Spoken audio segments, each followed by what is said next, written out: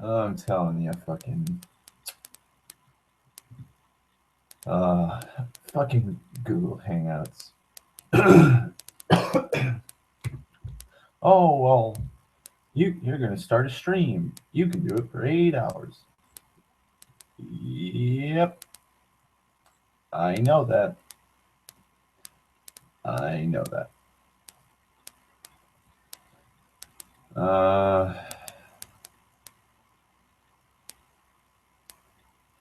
Like, you don't need to tell me twice, Google. I've done, this is my 7th stream so far. I kind of know. I kind of know when I can stream. I know the limitations to said stream.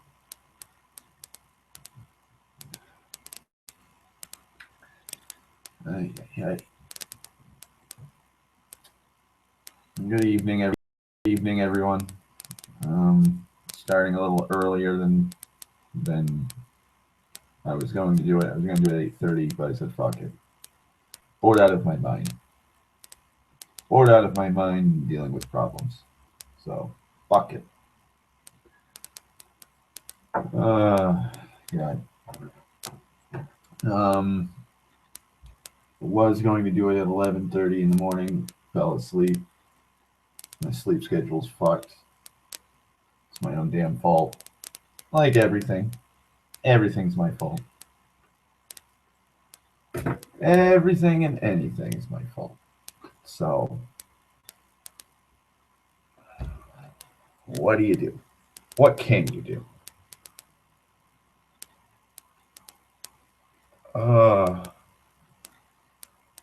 Even now I'm fucking tired. Or it's probably because I'm fucking cold. It's like fucking 9 degrees outside and it's fucking windy as shit. So it's gonna feel a lot colder than it actually is.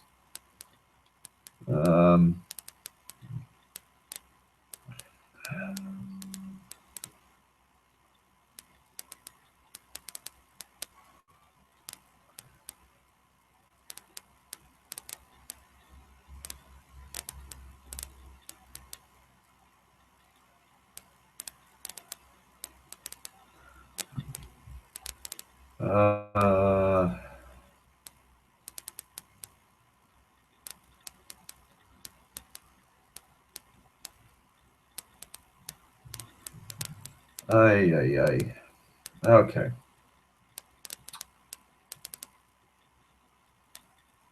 What to do, what to say.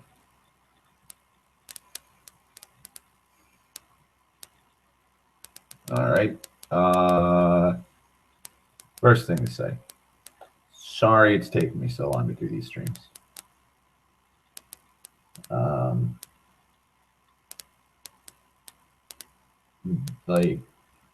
God, it was Sunday night. I think it was Sunday night or last Saturday. I forget when I did my last stream. I said I was going to do a Wednesday stream and then a Saturday stream and get back into the groove and get back into fucking the swing of things. That fucking failed horribly because my depression is just getting worse and worse by the day. Like, I'm feeling more and more tired. I'm feeling more and more just not passionate with anything. I've barely been eating, and it's not because I don't want to eat. It's just I'm not hungry. So, like, my energy is just tanking right now.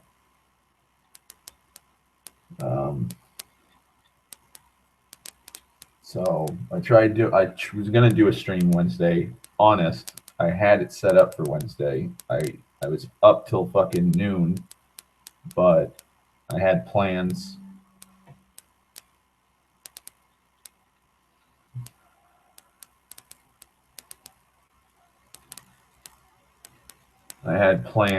But those plans kind of fell through, like they always fucking do.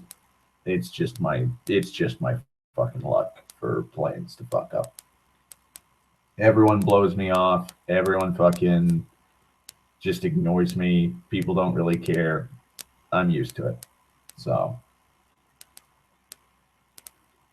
So I fell asleep at noon Wednesday because I was like, I'll wait. I'll wait a half hour just to see if fucking shit picks up. If the plans go through Wednesday, then I'm not going to do the stream, and then I'll probably do it Thursday and be like, oh hey, like this happened.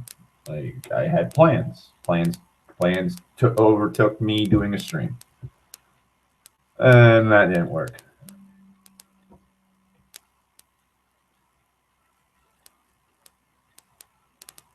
Oh my god.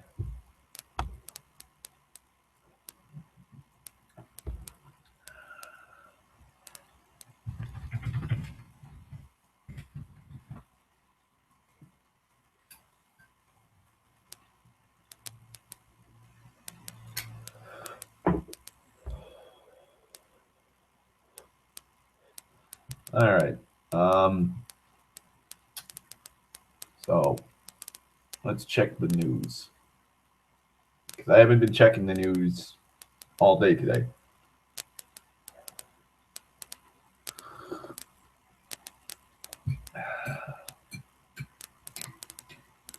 Well, apparently Trump's in a firestorm right now.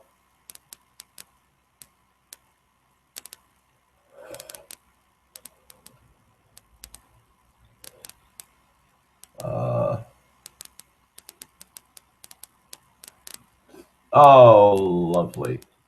Apparently, Trump is claiming that Barack Obama ordered a wiretap on Trump Tower but provided no evidence.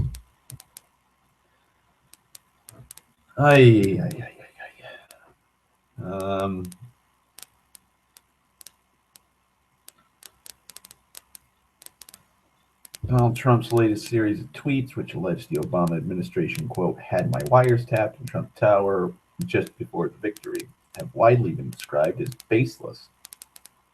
But while it may not be true that the Obama White House directly orchestrated a place to monitor the Trump campaign, indeed, Obama has refuted the allegations. Trump claims are loosely based on existing evidence that the FBI was doing so as part of an investigation into Trump staffers' alleged ties to Russia.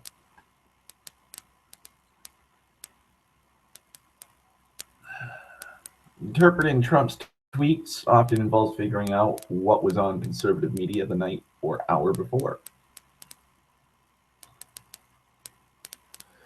In this case, several observers have tagged a Thursday night broadcast by conservative talk radio host Mark Levine, or a Friday summary of the broadcast on Breitbart News as possible sources. If true, this would represent an expansion of Trump's usual cable TV heavy information diet.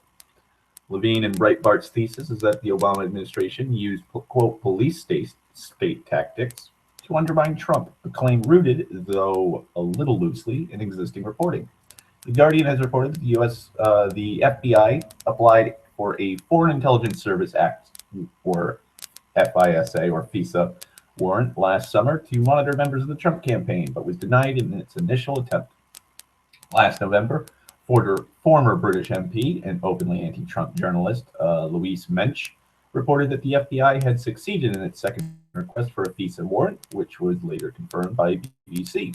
Such a warrant would only have been granted if the FBI, not the Obama administration, was able to convince a judge that the Trump campaign had credible links to a foreign power.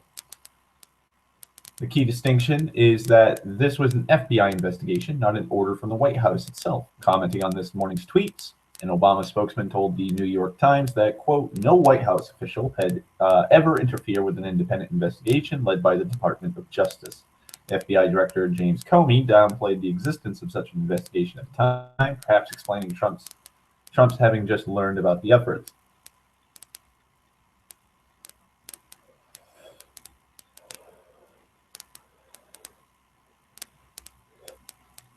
The roots of the FISA warrant were themselves odd. According to both Mensch and the BBC, they centered on a server in the Trump Tower found last spring to have been communicating with Russia's Alfa Bank, itself reportedly with strong ties to Vladimir Putin. The FBI reportedly came to conclude that the communications were likely innocuous.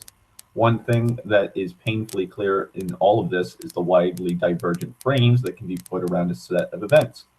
Where Trump's critics see a legal investigation into a foreign influence, he, and presumably his supporters, see a, quote, McCarthyist abuse of power of the same criminal stripe as the Watergate break-in.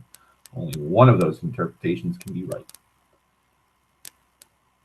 Lovely. Just fucking lovely.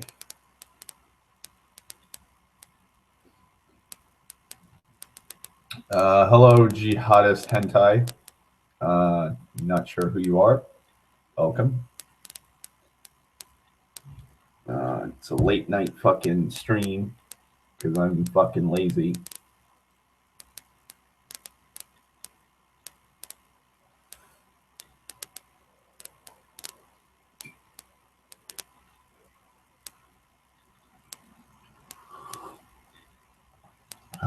God. Fucking arm hurts. My back hurts. My leg still hurts. Whole body's falling apart. World's going to shit, so is my body. Oh, yes. Now I remember. Crowd hasn't done a stream in a while. I'm kind of upset over that. I know me and him have a plan to get. I'm supposed to buy a bottle of port. I forget the name of it. I have it somewhere written down on my desk somewhere. So when I'm able to fucking track it down, I'll buy it, and then me and him are supposed to get drunk on a stream together or hang out. So.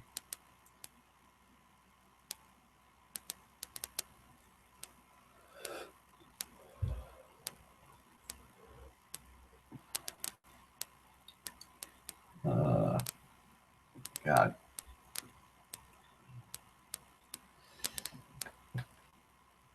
Whole body's cracking. That's lovely. What else is going on in the news? Oh yeah, the father of a newborn baby died after downing a whole bottle of tequila at a nightclub without stopping for a friendly bet. The two suspected MS-13 gang members accused of satanic ritual and killing a 14 or 15-year-old girl. Like, they've been charged. They're going to court. God, what else? What other horrible shit news is going on right now?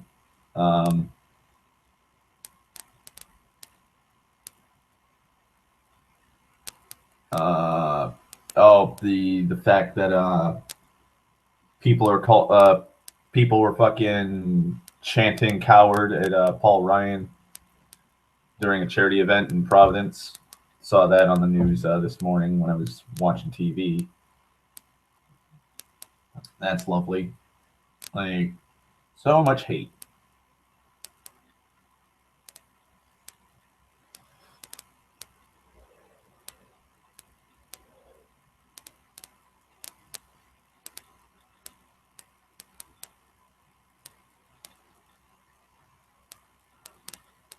So much hate in the world.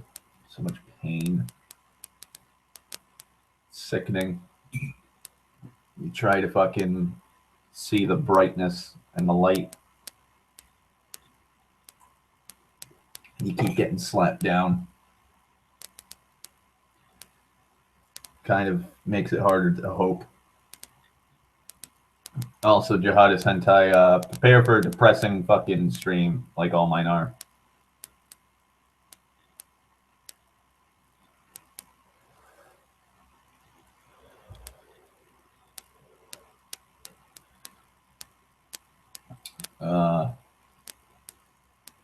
God, what else what shit's happened recently?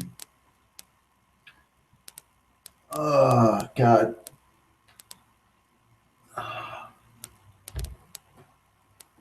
There's always fucking something fucking up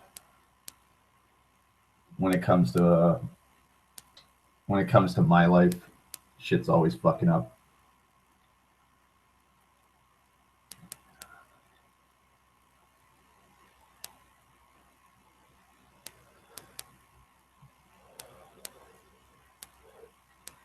God. Fucking lovely.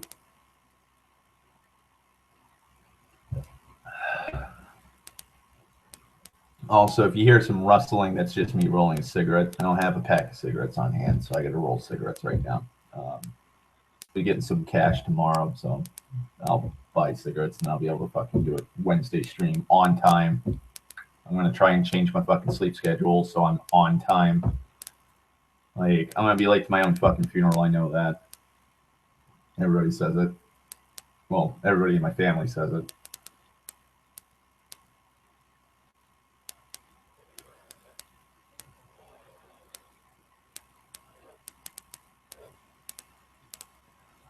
Like, I don't know. Been trying to get onto it, get a date going with my ex. That hasn't been proving useful at the moment. She's busy. I'm not busy. So we kind of have to work things around her in the grand scheme of things.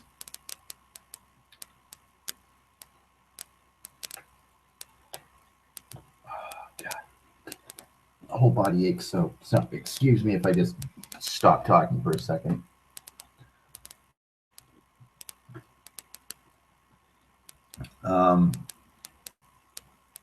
She went on a foot race. I'm assuming she said she was going on a race, so I don't know if it was a fucking car race or a foot race, or she was participating in a race or spectating at a race. I don't know, but yeah, she told me about that yesterday.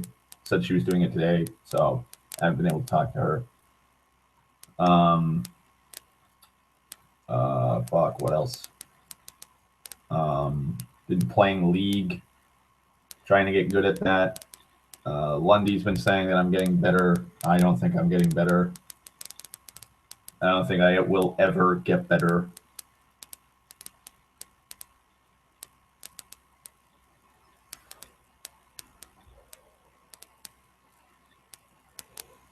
I had a blowout with some people I knew. That was such a stupid fucking dramatic fucking thing. I don't even know what to make of that. Haven't really done anything of worth for a while now. I'm used to that. I'm used to waking up and being like, well, I'm not accomplishing or anything.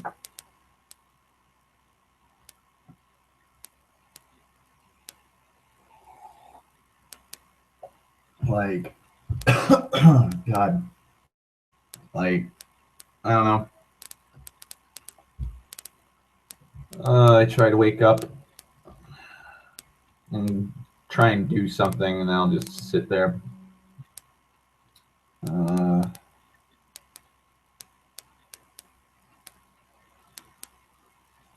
Fucking goddamn fucking text.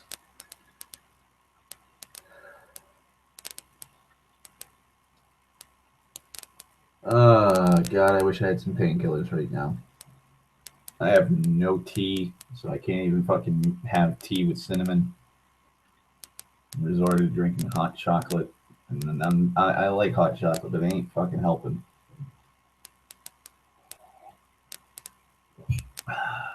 Go for some booze. That'll dull the pain. That would dull the pain. I wouldn't fucking feel a goddamn thing.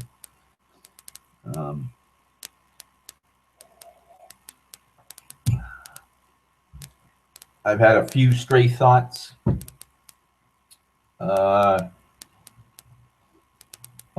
with my lore, I had a few stray thoughts when I was watching a video by Nostalgia Critic because of some of the clips he showed. It made me go, oh, hey, that reminds me of that one thing that I'm doing in my lore.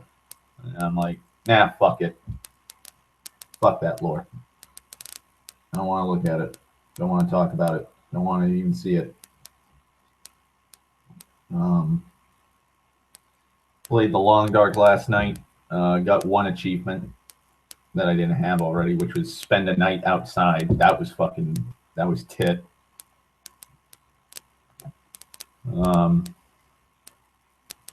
Currently working on harvesting fucking 25 of every plant Some of it's easy, like rose hips. Rose hips are easy. You can get fucking like eight off a bush. You need 25 of each, so fucking 3-4 bushes. I'll have fucking 25 of that. Started collecting fucking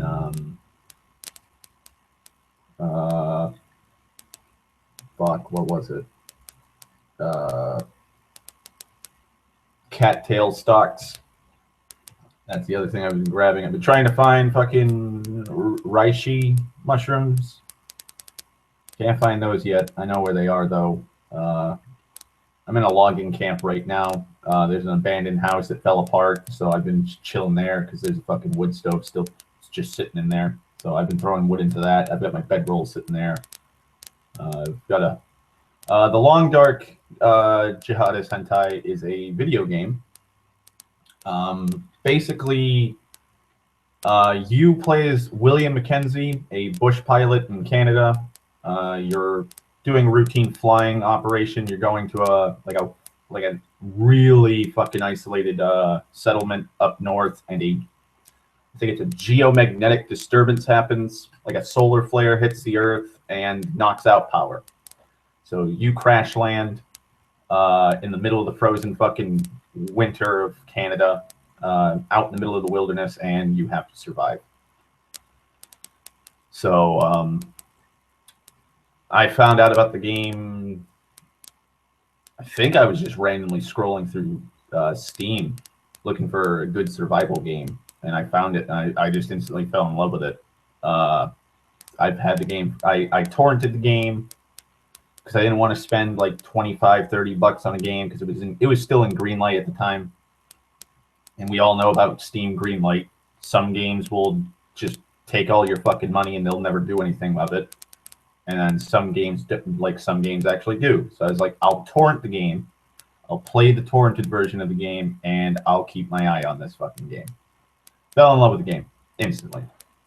Longest I've only done 2 playthroughs. First one that I played since I was torrenting it, and then carried it over when I actually bought the game, and then the second playthrough. First playthrough I can't play anymore because I died. 98 days in. My own damn fault. Shot a bear. Thought I killed the bear. Bear mauled me, bled out, died right there. This playthrough, I'm doing okay. Like, I know how the fuck to survive.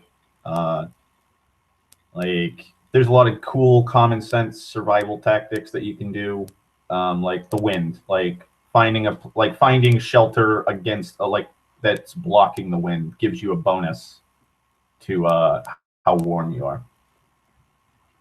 Shot it with a 30-06 rifle. There's a rifle in the game.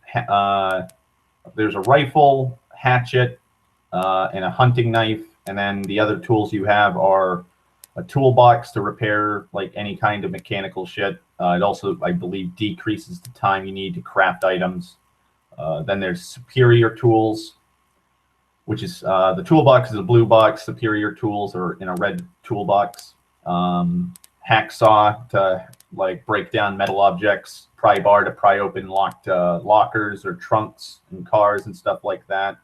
Can opener to open cans, so you don't have to use a hatchet or a knife to open it, because you can actually fuck up and spill half the food out. Fire striker, magnifying glass, so you can start fires during the day. Fishing, a hook and tackle to fit to ice fish. What else do they have for tools? Survival bow. You can. That's a new thing they added like 2 updates ago. You can make a bow, and then you can make arrows for it. And that's I've looked into it. I had a bow, and I've found a few broken arrows, so I can just fix them up. I have arrowheads, and I can just take the arrowheads and feathers off the fucking broken arrow.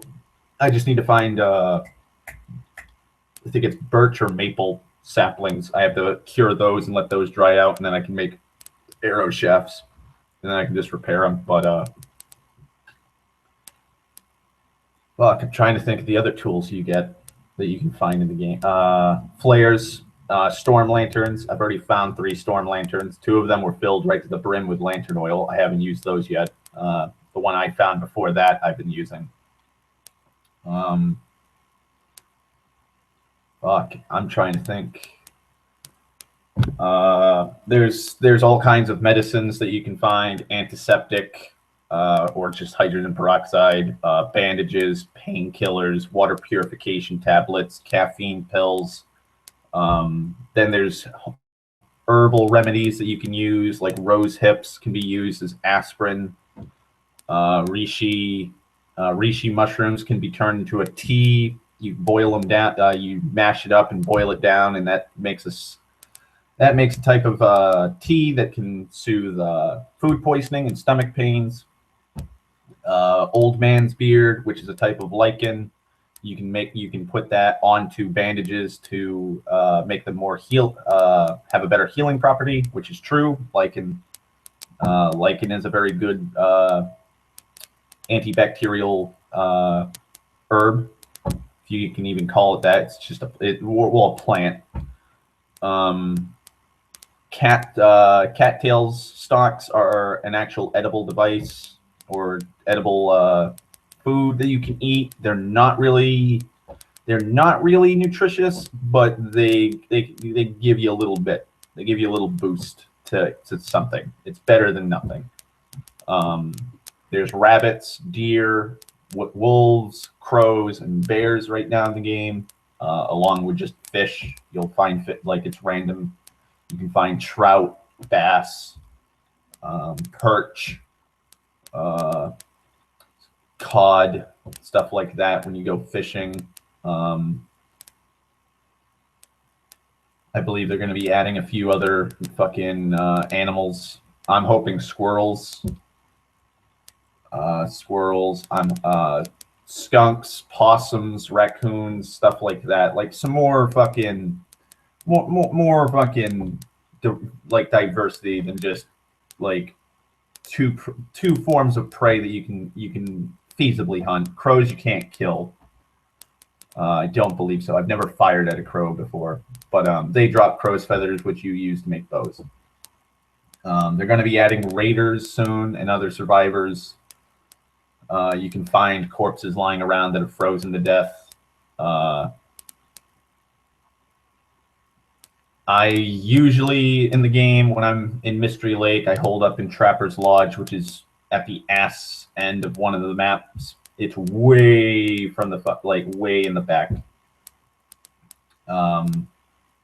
right where the original start point was for Mystery Lake, which was near a railway that collapsed. So there's that. I'm currently on the opposite side of the map from it. I think I'm near the Park Ranger outpost, which is on top of it's a lookout post. It's on top of a mountain. I'm going to probably climb up there because there's a chance of a rifle spawning in that. Trapper's Lodge is also a really good starting point to search, because I think it's 3 out of 4 times you'll find a rifle with a few rounds strewn about in the place. Plus, it has a safe, some storage, it has a wood stove. It's small. It's like a 1-room lodge, so it's really easy to warm up. You don't have to constantly keep trying to keep fireplaces going or something like that. Bed's right next to the fucking the wood stove.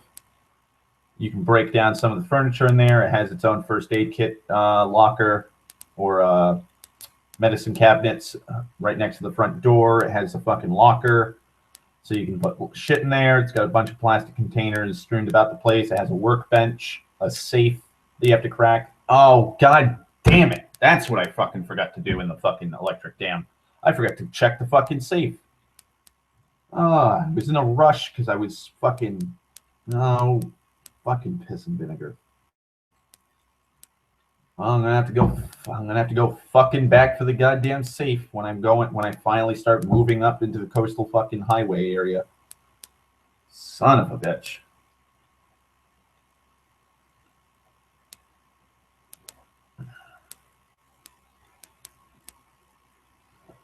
Oh God.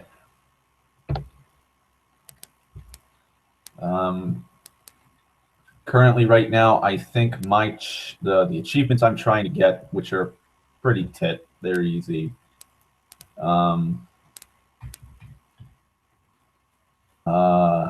One is survive a night outside. That's easy. Second achievement I'm trying to get is survive 3 consecutive nights outside. I think that's going to be easy. I'm going to have to probably pick up my bedroll and move to find a new spot, but it's probably going to be easy because there's not really a whole lot of shit I actually need to do. Just bunker down, find a fucking place to start a fire. That's not gonna go out, and that's it. Probably gonna try and look for one of the fucking bunkers because there's bunkers around here and there.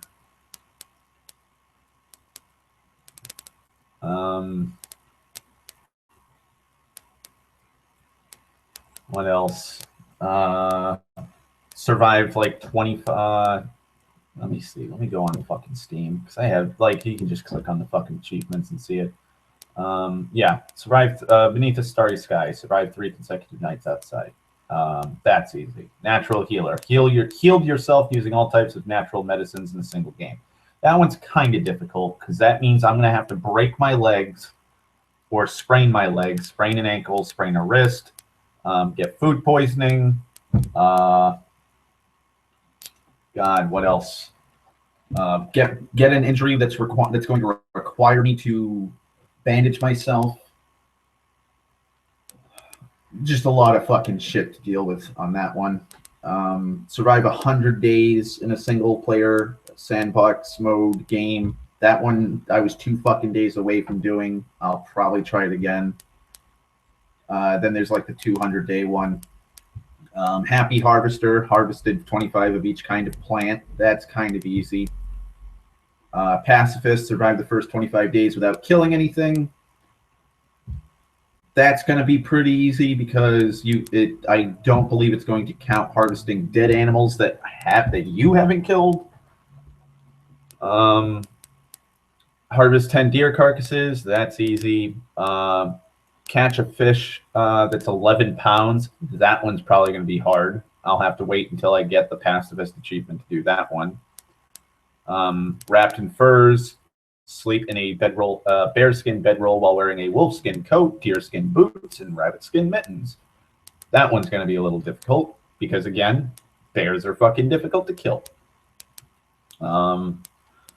Silent Hunter, survive the first 50 days without firing the rifle. That's going to be kind of difficult. Living off the land. Survive 25 consecutive full days only consuming calories harvested from wild plants and animals.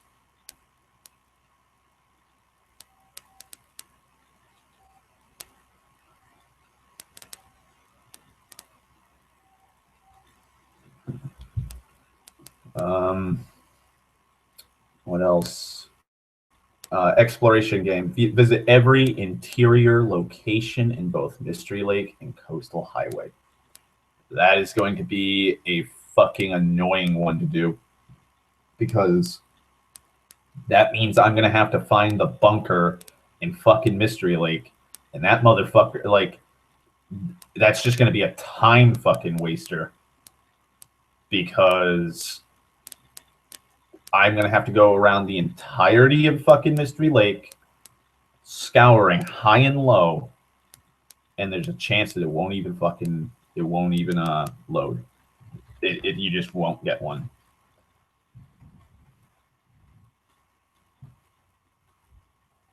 You just they randomly spawn. So if I don't get I can search every house. I can search every fucking house and just go inside and not look at anything, but I'm gonna look anyways. But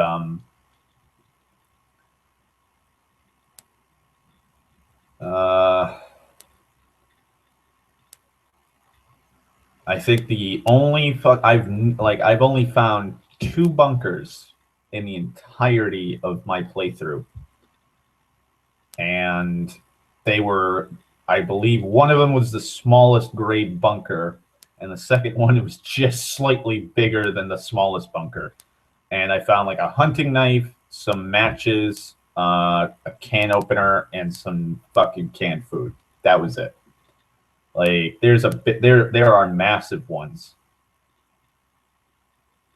Like there's some ones that have rifle ammunition, flares, bandages, tinder plugs, firewood, fire logs, fucking food, purification like an actual like survival bunker.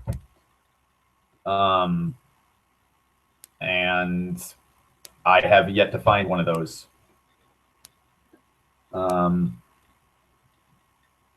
God, I'm trying to think. Like right now, I think I need most of all is a fucking is a pry bar. I need a pry bar. I need a hammer. Oh, a sewing kits. That's another tool I have. God, I'm trying to think of what else I need. I think all I need is a pry bar, a rifle, a hammer. The hammer I don't really need to worry about just yet because the hammer is used to make arrowheads.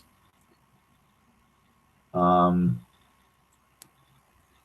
then there's like improvised knives, improvised hatchets, that sort of shit.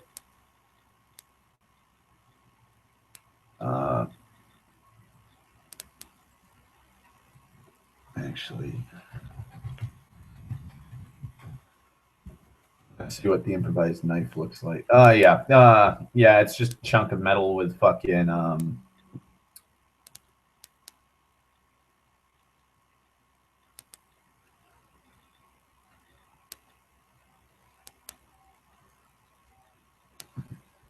like it's just a bit of metal that's been just picture like, because I'm sure anybody here has probably seen an improvised fucking knife in their time. Like, I'm not saying in person, but I mean like in a movie or something. It's just a chunk of metal.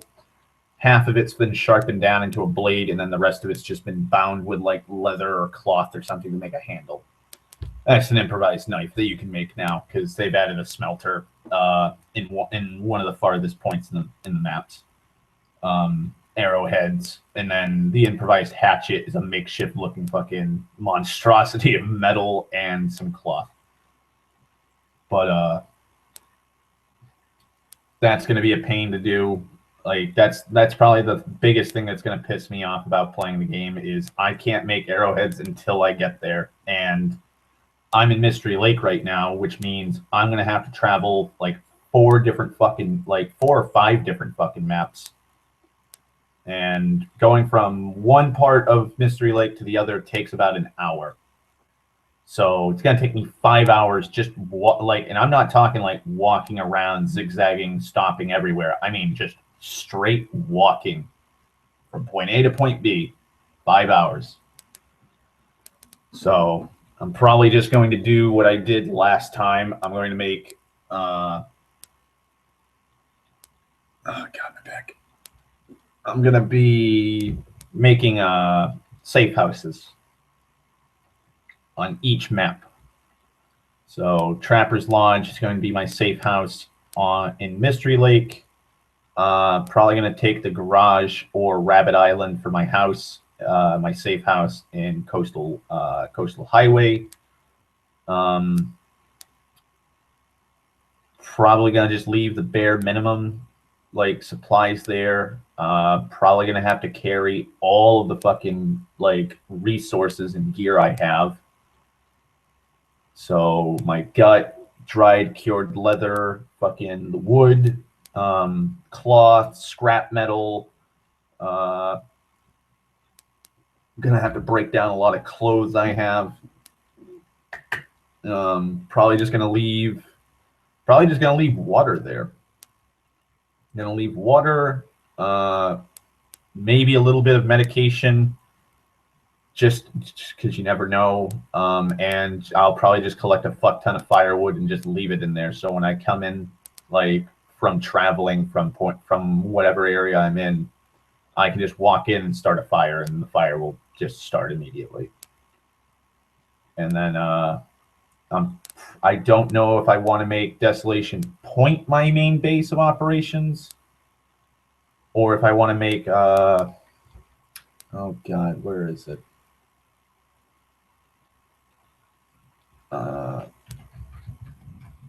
Let me check, because I'm on the Wikipedia right now.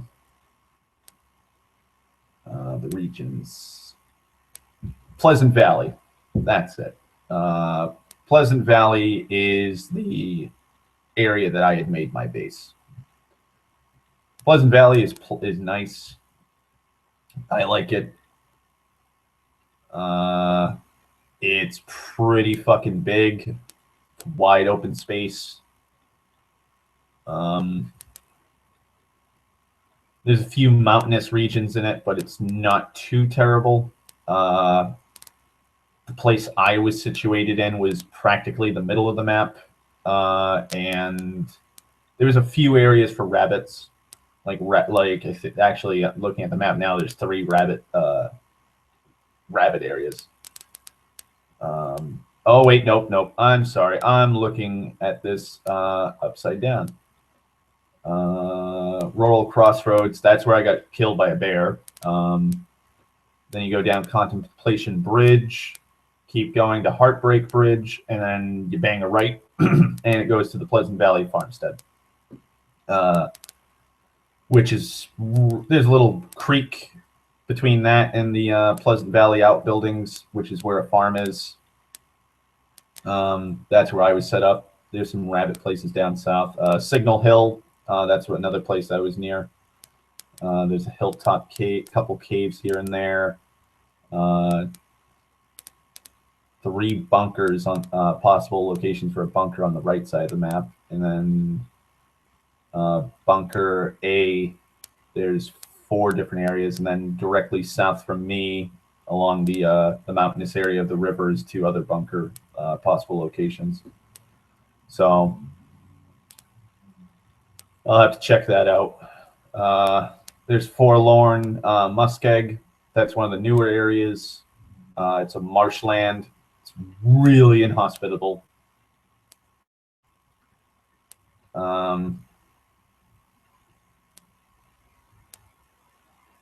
Let's see.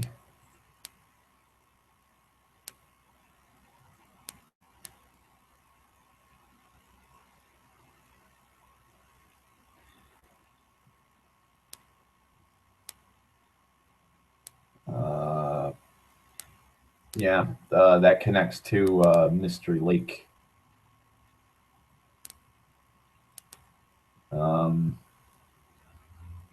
Where else?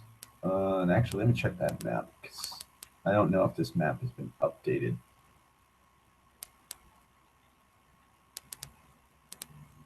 Cascading Falls, Upper Falls, Coastal Highway, Mystery Falls Picnic Area, 3 Strikes Homestead, Long Curve, End of the Road. No, they haven't updated it. So I'll have to there's Desolation Point, Timberwolf Mountain, and Forlorn Muskeg are the only areas I have not been to yet. Desolation Point has a lighthouse. I might take the lighthouse for my own. There's a processing plant for whales. They have a lot of whale bones everywhere. There's also a broken down boat. She's a fishing vessel known as the Riken. She's the one that runs. She's got a boiler in her room that can be used to make a makeshift forge, but you need coal to get it hot enough to forge and smelt shit, which is kind of a pain in the ass, because you need coal and you need to go through a fucking really fucking unstable goddamn mine to get coal. Then you have Timberwolf Mountain. If I remember correctly, that has like mountaineering shit.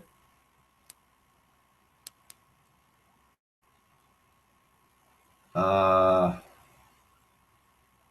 think from what I was reading on the like update logs, like even on the easiest setting, it is the hardest area. There's also a crashed airliner, which has cargo containers. So I might have to do something with that. And I'm actually going to see what the updates are.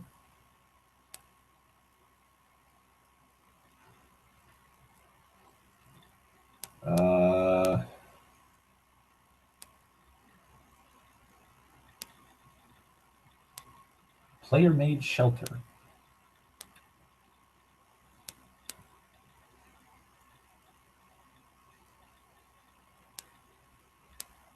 Oh.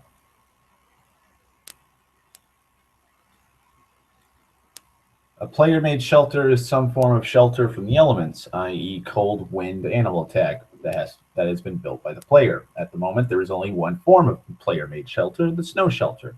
It requires 15 sticks and 5 cloth to construct. It protects from the cold, and players can sleep and fire a rifle inside them. However, players inside are still vulnerable to animal attacks. It gives complete protection from the wind. It gives 15 degrees Celsius protection from cold if not sleeping. When you sleep, it adds 3 more degrees cold protection if you don't have a bedroll, or add bedroll protection if you have one in your inventory. You may keep the snow shelter in repair, only 1 or 2 sticks daily. If you wait several days between repairs, you may need to supply additional cloth for repair. You may dismantle the snow shelter and receive some from cloth and sticks. If it becomes completely ruined, it will become a permanent unusable item in the landscape. I'm going to have to see how to make one of those. Oh, that's right. Cabin fever is being fucking added to the game. There's also fucking challenges they have now.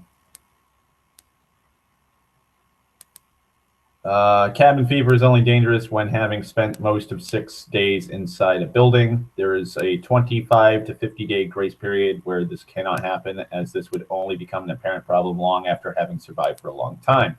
The only symptom of cabin fever is that the player cannot rest inside for 24 hours. To treat cabin fever, the player must spend time outside until it goes away and cannot sleep inside for 24 hours. If you need sleep, just use a snow shelter. You can build one. Additionally, sleeping inside of a vehicle will also treat cabin fever due to it not being counted as indoors. Also, if you're using a sleeping bag inside of an enclosed place, such as a fishing hut or within a door, or without a door on it, or the back porch of the farmstead in Pleasant Valley, then it counts as sleeping outside and not indoors as well.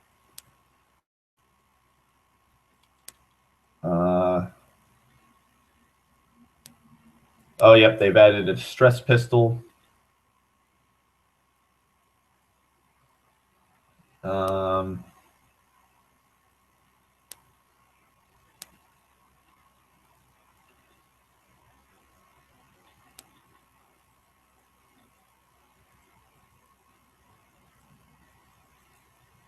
The Hunted Part 1 is a challenge where the player is immediately attacked by the old bear with no way to prevent it. The player must then recover and escape to the trapper's homestead to retrieve the hunting rifle there. The old bear will periodically chase the player when they enter an outdoor location.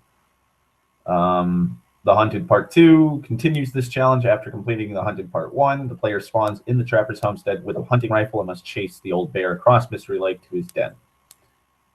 Whiteout, in this challenge, the player starts at the Quonset gas station and Coastal Highway, which is one of the places I might make is a safe house, which has been mostly stripped of any items. They must stockpile a large number of varied supplies within the gas station before a large blizzard hits in 30 days.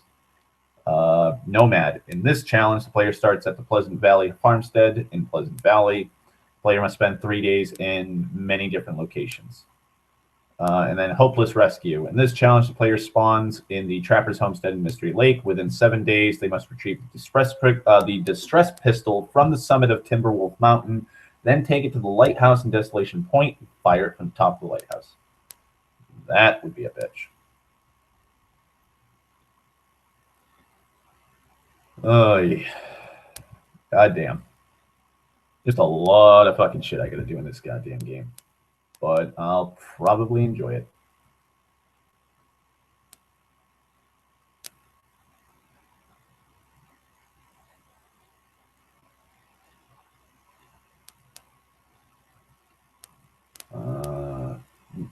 some of the music I listen to while playing The Long Dark is the John Carpenter's The Thing soundtrack by Ennio Morricone.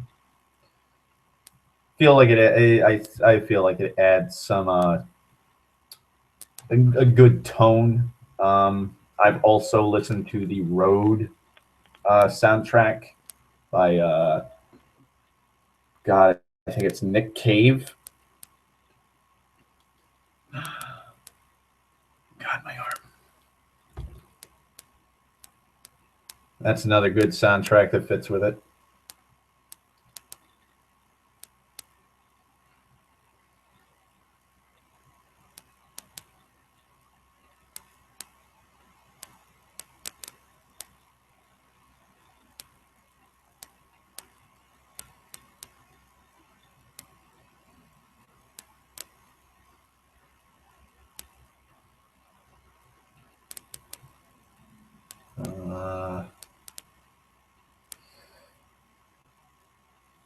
Christ arm. You gotta stop that. You really gotta stop fucking up. Good God. Fucking calm down for a second. Let me just be able to sit here, mind my own fucking business without you fucking up. Oh my God.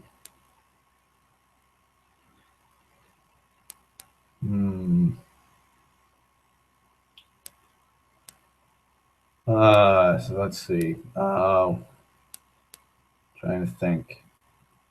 That can't be good. I'm trying to think.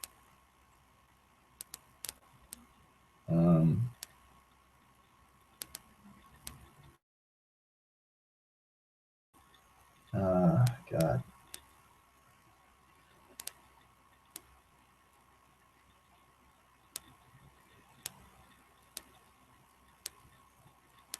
Close out, please. Thank you.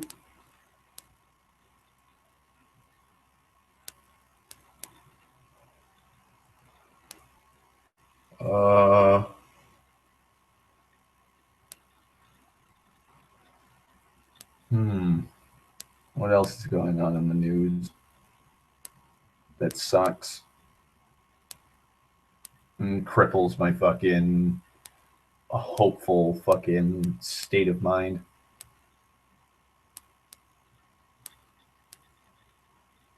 Body of Indianapolis woman, 33, found on sandbar after she went missing while dropping pets off with family. That's lovely.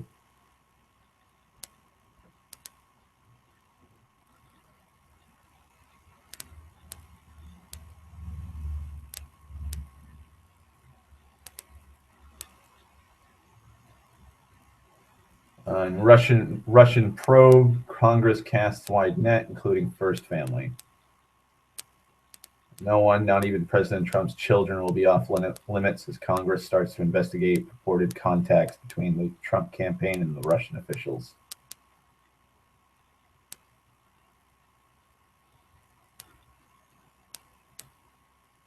Aye.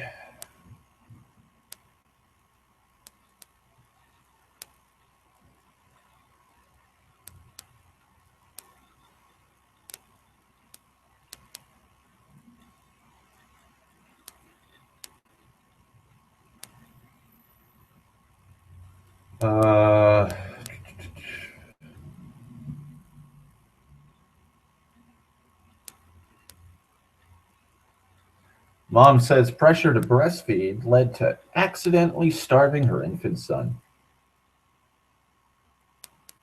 Just 19 days after giving birth to a healthy baby boy, Jillian Johnson lost her son, Landon, due to accidental starvation. Quote, "We were so brainwashed." Feed the kid. Doesn't matter if it's breastfeeding. Get a fucking bottle, give him some fucking formula. How do you accidentally starve a child? How? How do you accidentally just go, whoops, starve my baby? Fucking insane. It's absolutely insane to me.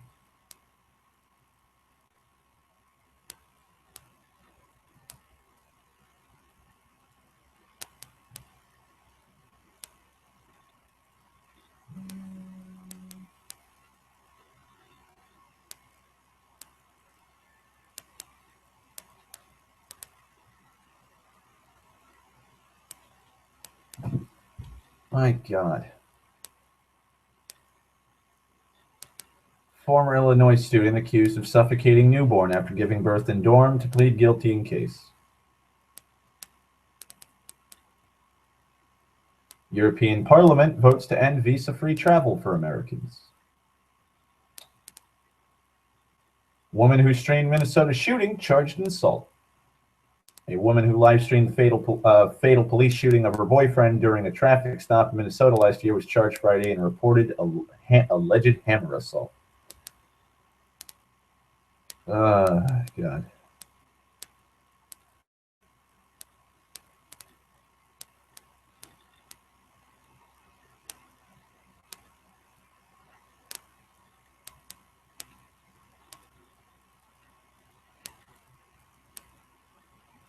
Army veteran facing jail time for hanging U.S. flag on VA facility fence.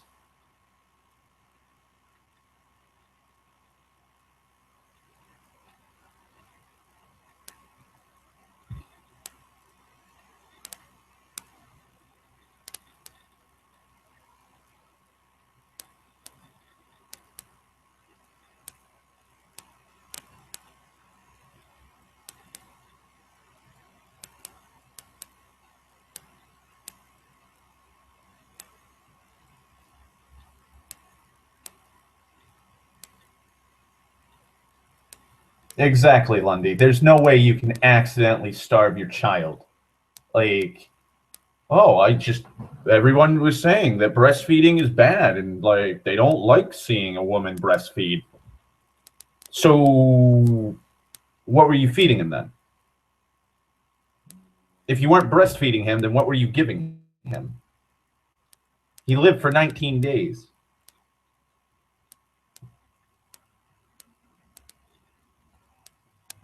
Like, I don't know about you, but like the average human can only go without sustenance for like 3-4 days, and like 4-5 days without water. Like, plus it's a newborn; they need to eat. Like 19 days means that you were feeding him, and then up to a point you stopped. Like, Jesus Christ, people.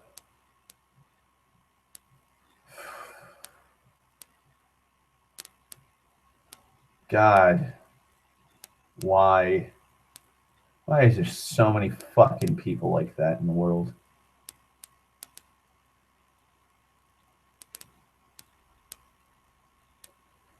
Indian student, quote, Indian student, quote, burned alive on pyre after wrongly being pronounced dead. A student who was pronounced dead in a hospital may actually have been alive at the time and only later burned to death on a funeral pyre, Indian police say.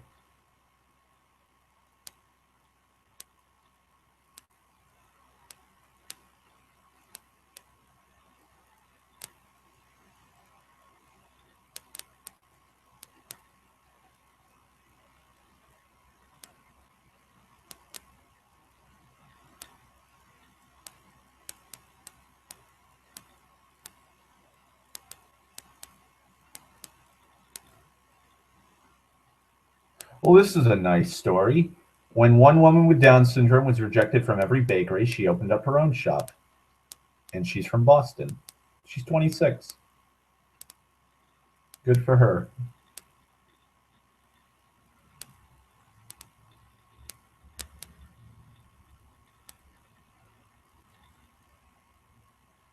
Good for her.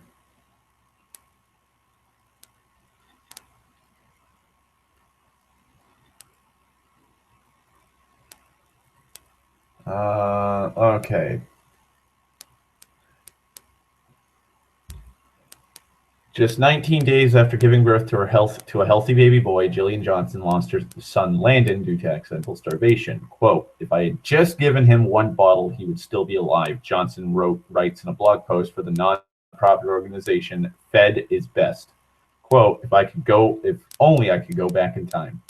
Fed is Best advocates for safe breastfeeding, including supplementing with formula when medically necessary or strictly formula feeding for those who want or need to. In response to the tragic stories of mothers accidentally starving their babies, according to co-founders Jody Sergey Daly and Dr. Christine Del Castillo.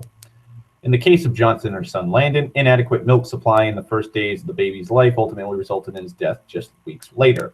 Johnson never imagined that the pressure to exclusively breastfeed, every new mom has heard that mantra, breast is best, could have had such fatal consequences. Quote, "I just want people to educate themselves so they don't have to make the same mistake I did," Johnson tells People exclusively. "I couldn't sit by anymore and have another mom feel what I feel every day. I don't want any parent to have this hole in their heart. Nothing can fill it. How could something like this happen?" According to Sirgrave Daily, new moms are strongly encouraged to exclusively breastfeed while in many hospitals, but some women's bodies cannot provide sufficient hydration and calories to their newborns in the first days of life.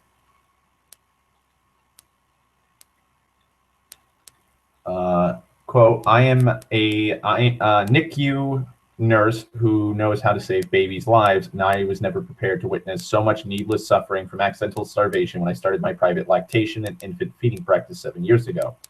We have a modern-day tragedy happening right before our eyes, and it is morally and ethically wrong, Segrave Daily tells People. Her co-founder, Dr. Del Castillo, is an emergency physician and former NIH scientist with a background in newborn brain injury research. Her own baby was accidentally starved due to insufficient milk intake and is now neurologically disabled. Fed is Best, which, quote, believes mothers should be supported in choosing clinically safe feeding options for their babies, according to its website, has placed opposition from breastfeeding proponents who say the group is anti-breastfeeding. Segrave Daily says that it's simply untrue. The foundation, she says, aims to educate new mothers on how to feed their babies safely, whether that means breastfeeding, formula feeding, or a combination of the two. Babies can suffer days of nonstop crying and hunger while nursing day and night without sleep, as they are receiving a fraction of the calories and fluids they need to live. One organization that takes breastfeeding seriously is Baby Friendly USA, the national authority for the Baby Friendly Hospital Initiative. Breastfeeding is safe and is the way our bodies were designed to feed human infants, says Trish McEnroe, executive director of Baby Friendly USA. Human mothers produce milk that is best for their infants. Breastfeeding is the most natural way to feed a baby, and it doesn't always come naturally to all mothers. And that's why she says it's okay to supplement. There is room for supplementation, and there is room for a mother not to choose breastfeeding, she says of the initiative. But like any healthcare recommendation, we always want mothers to know that the scientific evidence is, and if there are any side effects or consequences of a different choice. As for Johnson, McEnroe says her heart goes out to her. My heart breaks when I read the story that was told by Fed is Best. We never want to see that happen. But, she adds, I think these alarm messages really can't set the wrong tone. I worry about scaring mothers away from something we know is great for them. Ultimately, she says, moms need to rely on their doctors. If they have any concern or think things aren't going properly, they need to reach out to a skilled health professional. Landon went into cardiac arrest from dehydration just 12 hours after being discharged from the hospital. Quote, and the best advice I was given by one of his NICU doctors while he was on life support is, sure, breast is best, but follow with the bottle.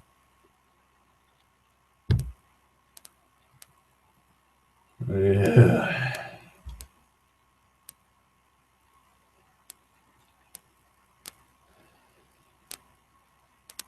Really? Really? Like,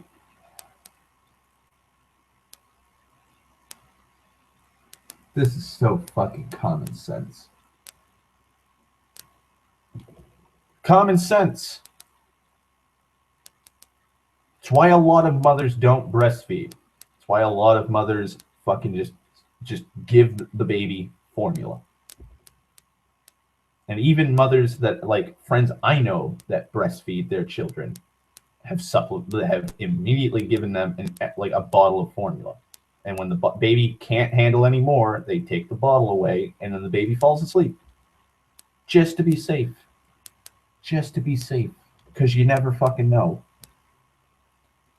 Like, Jesus Christ, people. We've been breastfeeding our young for how many millennia now? How long have we known about, like, these situations arising? Fair amount of time, I'm sure.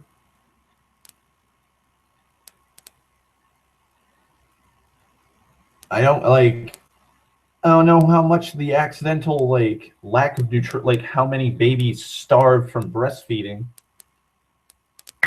in, like, the fucking Middle Ages. I think it was more the fear of fucking wolves coming in and taking the baby, or just the fucking cold killing the baby.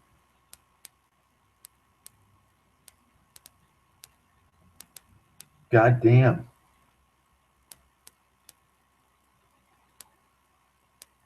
Fucking mind numbing.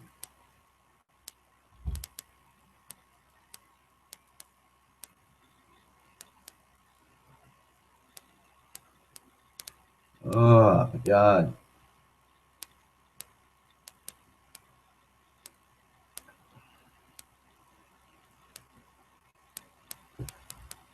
Apparently, from Newsweek, Arab nations face a stark choice: ally with Israel or Iran.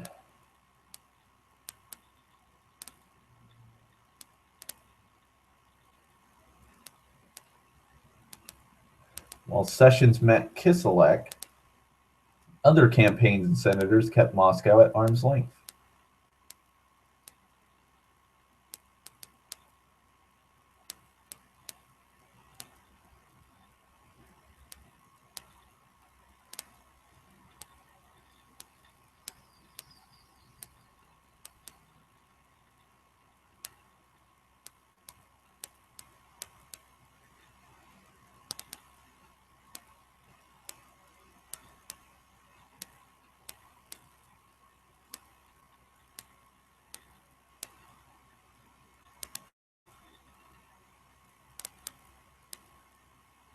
Boy, that's a really depressing fucking statement. I'm in a fake relationship with somebody to get a guy off her back. It's working, but I also wish it was the real deal. Oh, ain't that fucking absolutely depressing.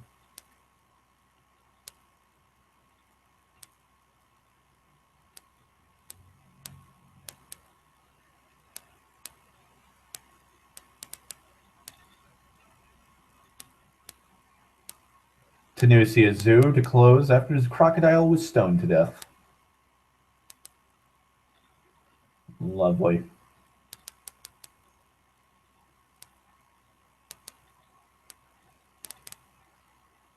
Just lovely.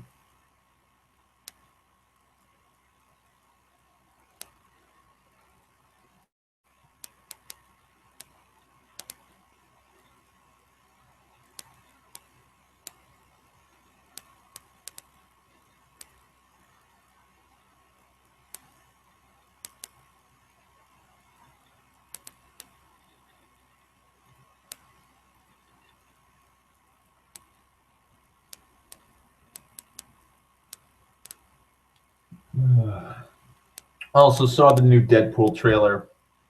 It was okay. I Best part was the Stan Lee moment, him getting into the outfit. Everything else was Like, I doubt the movie's gonna be like that. It's like it's just a teaser.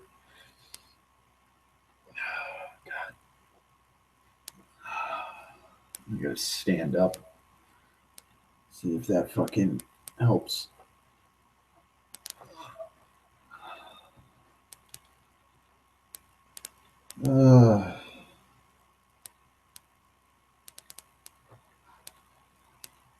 Why, body? Why do you hurt so much?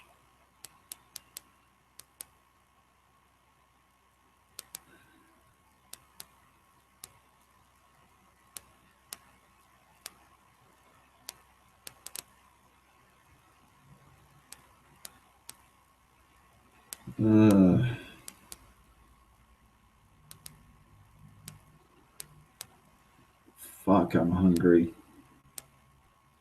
And I'm sure if I fucking eat, I'm not gonna eat half of what I want to make.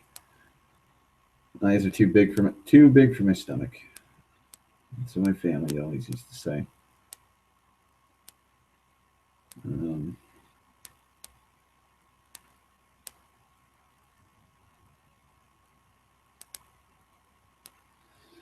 keep seeing Logan reviews. I guess the movie dropped early. Like it got leaked or whatever, because I don't remember the movie being dropped this early. I thought it was going to be like next week that Logan came out.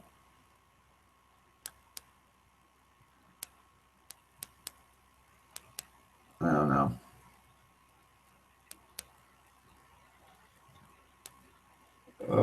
Fuck.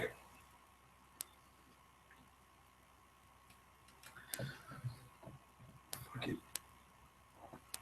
Arm, back.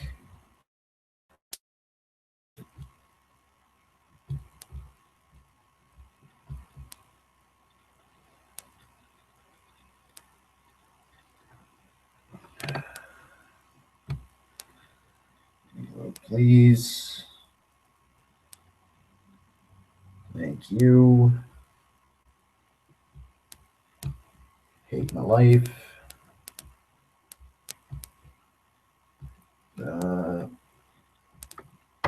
Come on, Google. Oh.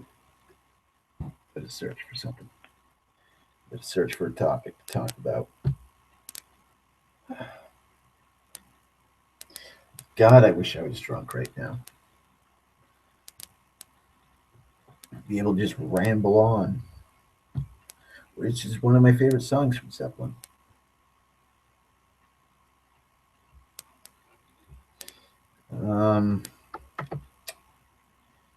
Let's see. Trying to think of topics that I've actually talked about.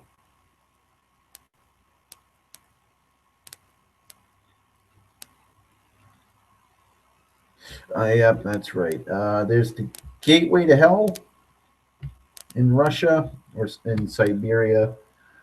Apparently, that's opening more because the permafrost around it is melting at an alarming rate. That's lovely. Good old climate change, I tell you.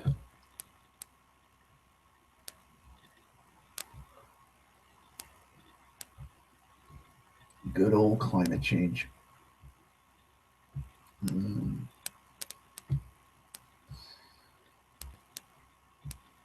Thankfully, haven't had to deal with anybody fucking retarded as of late. Christ, I haven't argued with anybody on Facebook in a long time.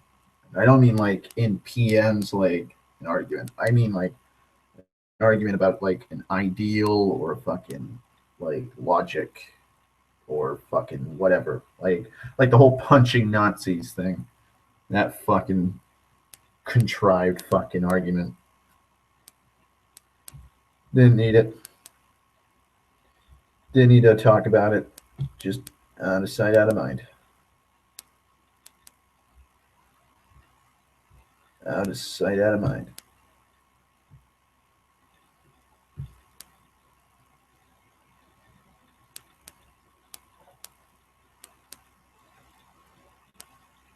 Ugh. Flat earthers, haven't argued with them lately. Haven't argued with Donald Trump supporters. It's another thing I haven't done in a long time. I don't even think I've really argued with Donald Trump supporters since fucking what, maybe last year, like last summer, maybe last spring.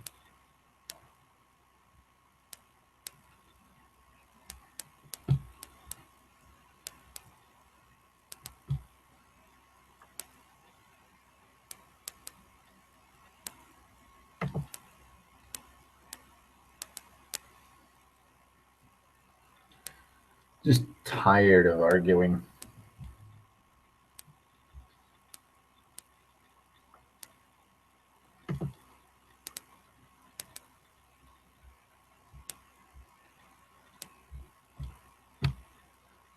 Tired of fighting.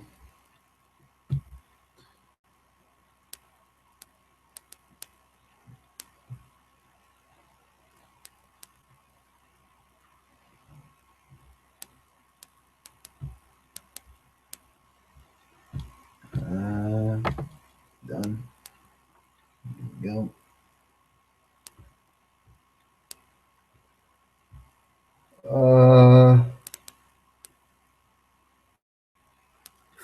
The Philippine Army finds body of beheaded German hostage, Jürgen Kantner.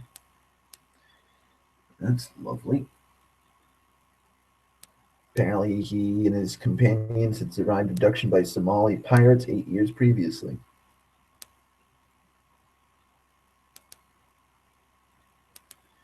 Newborns at risk from deadly Group B strep bacteria.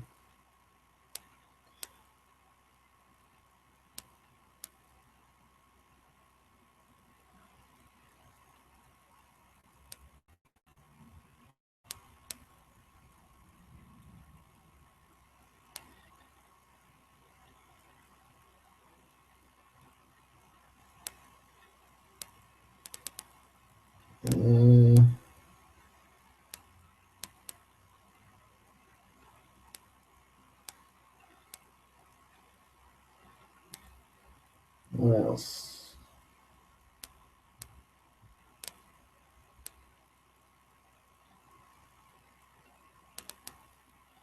No, nothing else that I'm seeing that's interesting. So, fuck it.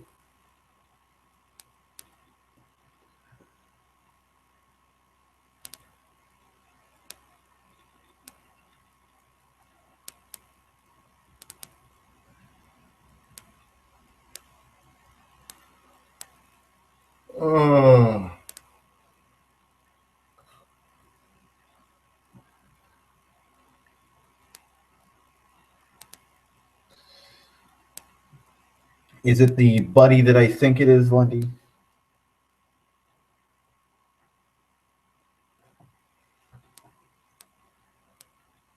Also, meh, Heroes of the Storm. Yeah. Meh.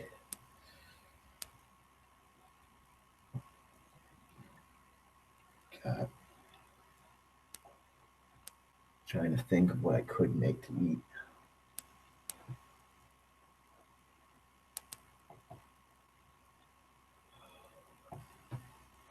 Like, could make pancakes. God, I haven't had pancakes since April of last year. April and March. That's when I was on my pancake kick, making nothing but fucking pancakes day in and day out because I like pancakes.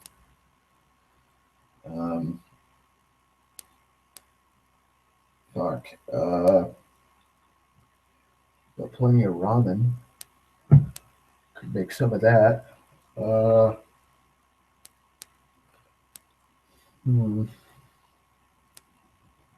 have microwavable burritos. I guess I can make some of those.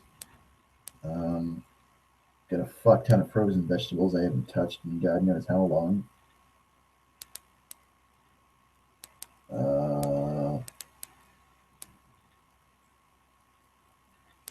That's about it, really. I guess I could have a can of tuna, but yeah.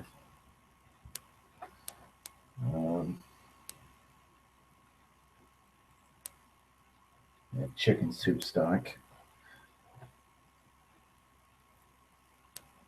I like just make ramen. It's quick and easy. Now I'll just keep smoking cigarettes all night. That'll hold me over for the rest of the day.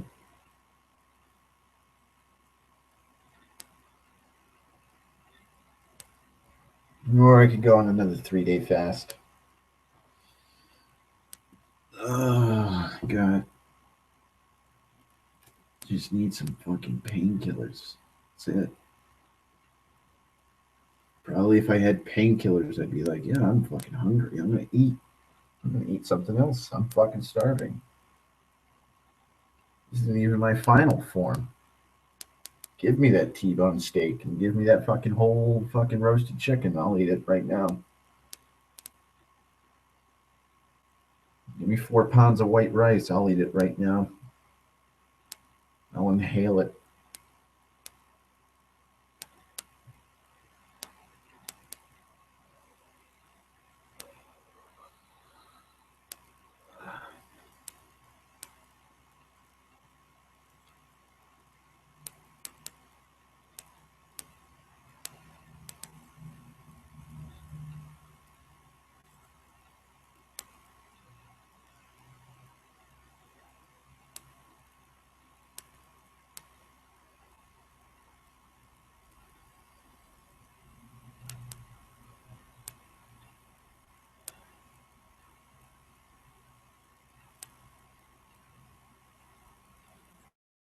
Give me a second. I'm gonna make some more hot chocolate. Fucking dying of thirst. I'm gonna roll up another cigarette. I'm gonna need something to smoke, drink while I smoke.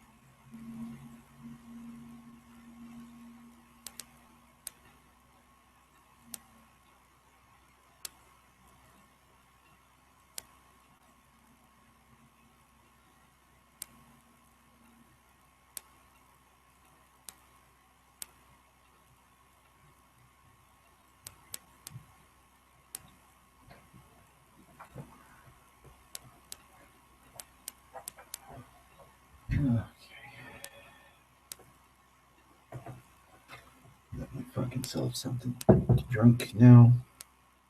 Fucking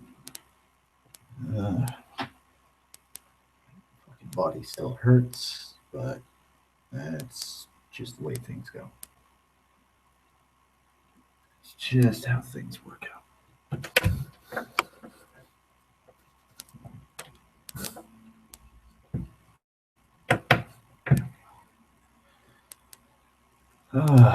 Colder than a witch's tit in a brass bra in here.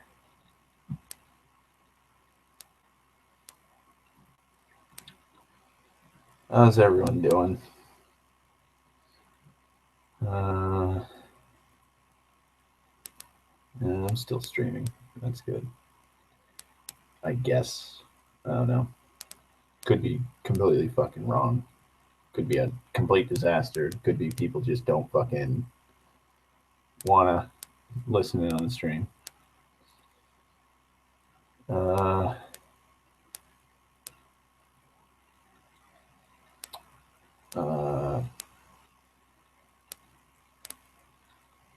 908, 813. Okay.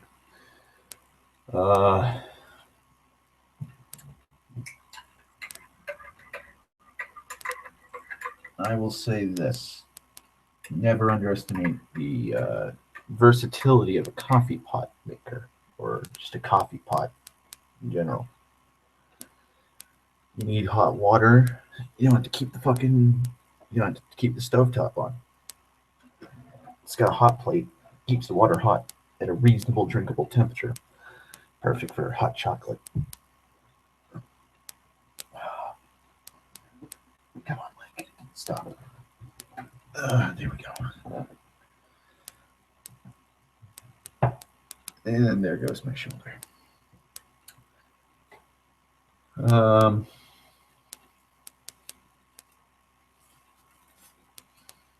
Before anyone asks, I'm feeling never better, always worse. Oh, I always will feel. Oh, I always will be. Set in my ways.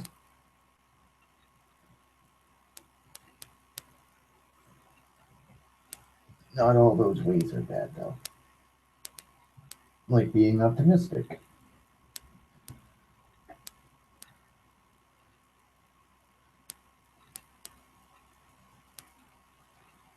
Not bad being stubbornly optimistic. I don't think it is.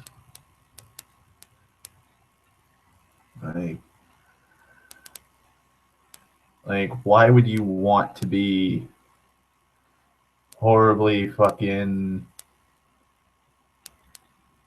like skewed?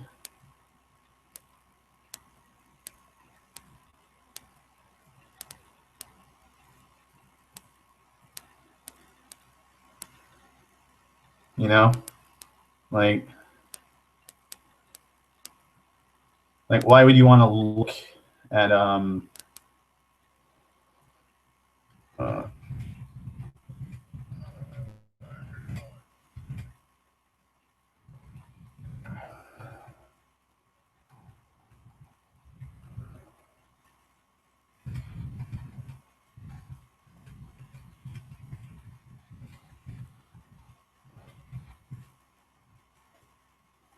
like why would you want to go through your whole life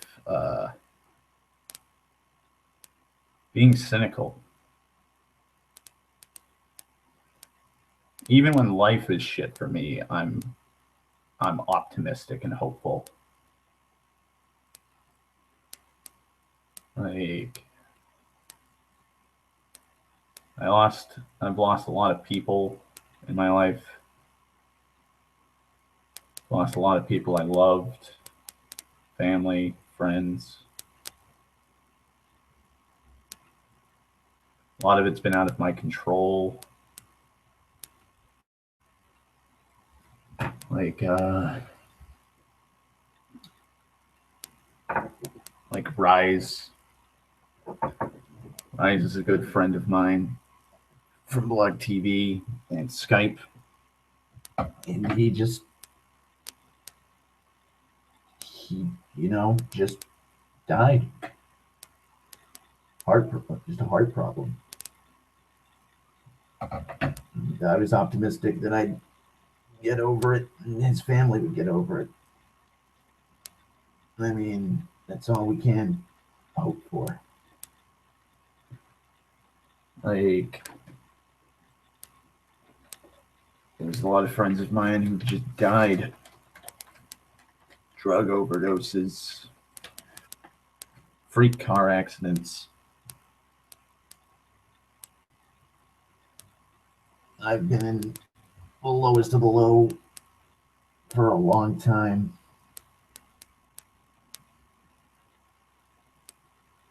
Sometimes worse than others.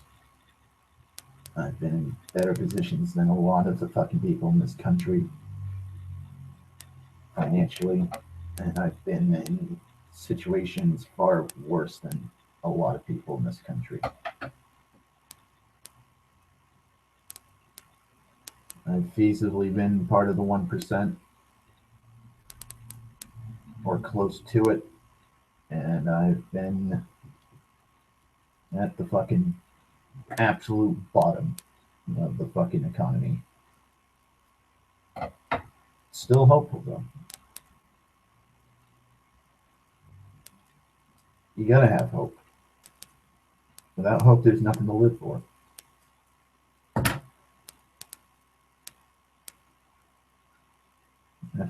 That's just how I see the world. It's just how I see it. If you're not hopeful for something happening, if you're not looking forward to an ideal or a dream coming true, then you don't really have a lot to live for. And it's going to just bring you down into a really dark fucking place. And I'm not talking about the fucking lofty ideals of world peace, peace in our time, end of racism, end of war. Like, I'm not talking about those. Those are lofty dreams that aren't going to happen. You can't hope for those. You can.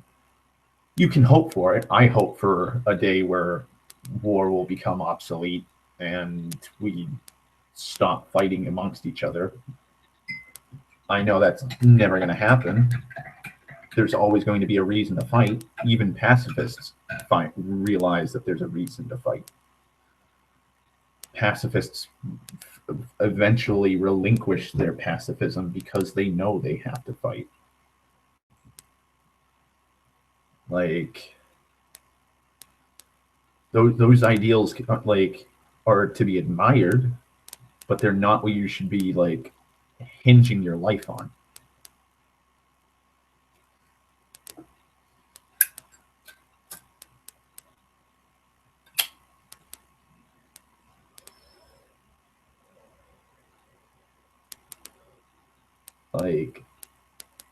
Try and find something hopeful that you can think of that's for you.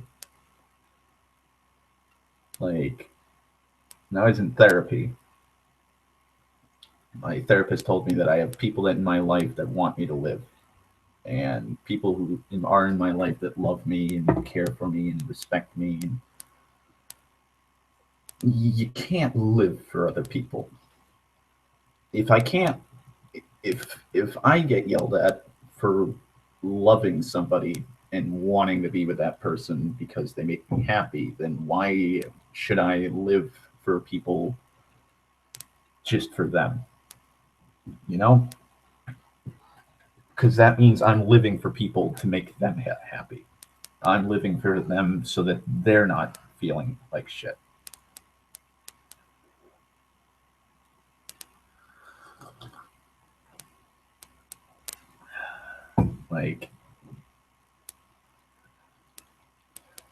That's probably the shittiest thing about life.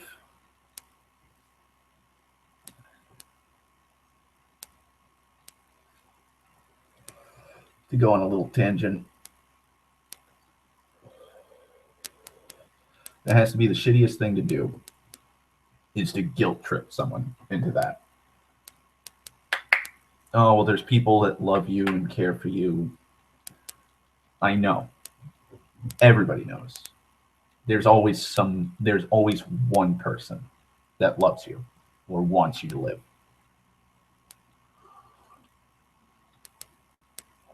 Always. I've had friends who've had abusive fathers, abusive mothers, just abusive parents. Real shit life. I mean, lowest of the low shit life. Like, worse than my upbringing. Worse than my family. They have friends. They try to deny that they don't have friends that want them to live.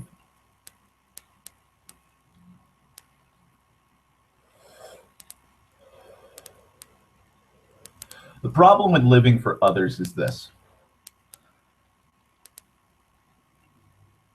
You yourself don't want to live. Like, I've been at that point. I've been at the point where I just do not want to live anymore. Like, and I just feel guilty. Like, people who kill themselves because they can't handle something aren't doing it because like that's one of the biggest things I hate is people say people who commit suicide are selfish because they're thinking of themselves over the people in their lives. But it's like there are some points where somebody just can't live with what's happened to them. Like, take for example, couple of the members of Badfinger. Like, one of the most depressing fucking stories in music history. They became famous after their deaths. The entire time they were struggling. Some of them were starving. Some of them were dealing with horrible crippling depression, and even the medication and the therapy wasn't helping. And they just couldn't go on anymore. They couldn't go on going hungry. They couldn't go on feeling like a failure to their loved ones. And so they just caved in and finally just ended it because they didn't want to do that to the people that they loved. And there's people out there that are like, well, they're just selfish. Like, if they had lived just a little bit longer, they would have been famous. And then, like, the skies would have brightened. Like, I've seen friends who, like, one of my friends, Nick, back in high school, his girlfriend broke up with him. Fucking, she cheated on him. She cheated on him with a very close friend of his. I didn't know the guy. And he was crushed by that. Absolutely crushed. I get that. I've been cheated on. But what added to that was his mother and father were overbearing, especially his father. And so his father had been forcing him, twisting his arm, essentially, to go into the military. I want my son on the front lines. I want my son being a fucking Marine. I want my son fighting. And my friend Nick wasn't a fighter. Never was, never would be if he lived. He was just a really peaceful, caring person. And so his parents signed him up because his father was was a vet. So he talked to some of his buddies and he was able to enlist his son. He was forcing him into something he didn't want to do. And like, Nick just couldn't deal with it. Nick was dealing with the loss of somebody he had been dating and loved for years, and was now being told that he would be forcibly put into a position that he didn't want to be in and sent to a foreign country he didn't want to have any part of to do with. And he killed himself. Went to the bathroom, turned on the hot water, sat in there, and then he just slit his wrists. And I remember his especially his father, saying that he was a coward. He was selfish. He wasn't thinking about what his parents wanted him to do. They didn't. He wasn't thinking about like any of his family. He was a coward and he was selfish. And if he had just stuck to the plan, if he had just stuck to being in the military, he would have had a great military career, and he'd be happy with it. He would have loved every second of being in the Marines. And it's like, I knew Nick. My friends knew Nick. We had known each other since we were like 6 years old. He killed himself when I was probably 19 at the time. We're just about to turn 19. I had known him for almost 17 years. No, 13 years. I'm sorry. I had almost known him for 13 years. Like, I had hung out with him almost every day, day in, day out, in school, after school, like during summer breaks, during vacations, like just hung out with him. I knew him. A lot of his friends argued with his family. I argued with his family, telling them like he wasn't going to enjoy what you did to him. He didn't want to be in the military. He told you he didn't want to be in the military. He told you he didn't want anything to do with that. And they're like, well, that's because he's selfish. And so, like, living for others to make them happy isn't going to make you happy. Like, when I've looked at it, when I've looked into the fucking abyss and I've thought, like, of all this, like, it's like, I'm just reminded, I'm guilt tripped. I'm guilt tripped into thinking about other people instead of, like, myself. Like, if I just took all my money out of the bank and I just fucked off to Alaska and just lived in Alaska, I'd be considered selfish. And, oh, well, you destroyed the family and the family's depressed and they don't care. Like, you just don't care about them and you just left. And it's like, I'm thinking about myself. Like, if I killed myself right now, like, my father'd be depressed, sure. He'd be crushed. Like, my aunt would be crushed. I just start thinking about how they're going to act. I start thinking about how my family is going to react.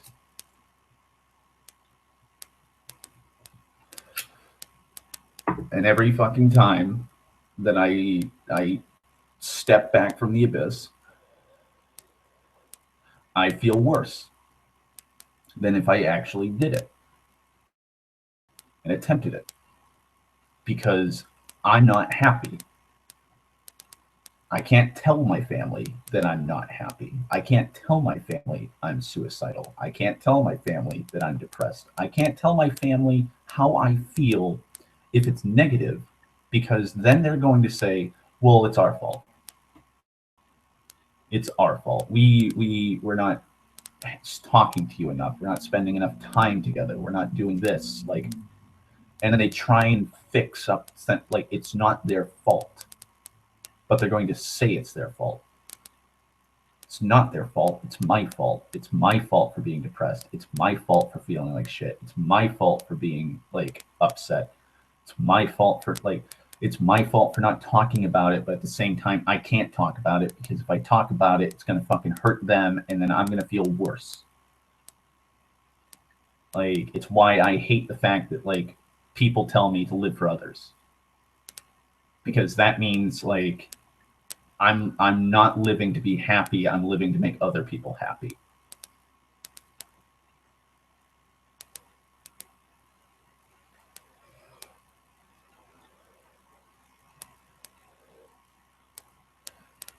Which, if anything, makes me, like, it's just an annoying fucking thing that people with depression have to deal with, especially suicidally depressed people.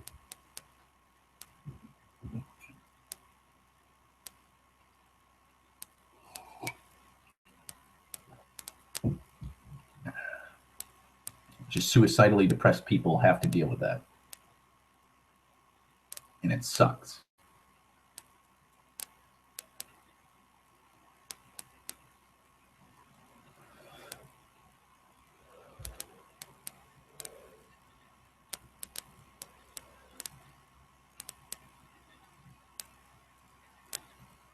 Like I've talked about it before. I've talked about it with a few people. I've talked about how close I've been many a time. Like I talked about it about a week ago with a friend of mine, Jen. Like, because she asked me a good question. Like, well, actually, she brought up a good point that I thought of. Like, when it comes to online friends, they're really close to me. They're my new fucking set of friends. Yeah, I can't go out and drink with a few of them. I can't go out and just hang out with them. I can't go over their houses and hang out. They can't come over to my house and hang out. Like, we can't go see a movie together. We have to see a movie either on the same day in two different theaters, or I need to see the movie a day later or a few days later, but after them, and then we can talk about it. But like, there's been times where the 6 months I was gone off the internet, I was just gone.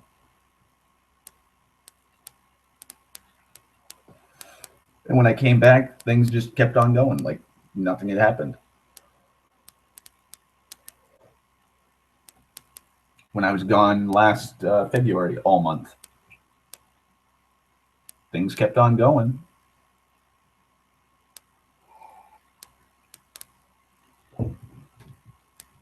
I feel like a lot of people, like, online, like being online, like not talking to people just assume like that you just moved on. Like, with a few of my friends, like, I just come to the assumption that, oh well, life's getting a little busy for them in real life, and so like they can't be online anymore, and that's why they're gone. That's why I don't see them on YouTube or Blog TV or Skype.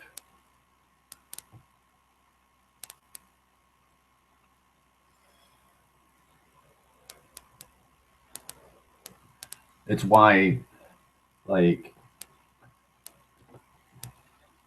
if Rise didn't go on that Skype call that one day when he was dying, I don't feel like a lot of people would know that he died.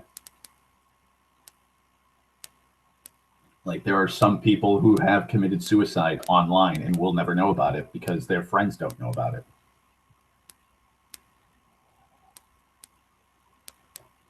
If I got hit by a bus tomorrow, I don't think anybody online that I talk to would know. My family doesn't know the accounts I have. They don't know the passwords. They can't get online and tell somebody like, hey, Darth died. They don't know my Skype password. They don't know the password to my computer. So there'd be no way of getting on there to inform people online. Like, a lot of people would just probably think like, oh, well, he's just working. He's probably working to get the apartment, and that's why he's not online. He probably just came home and fell asleep, and that's why he's not on.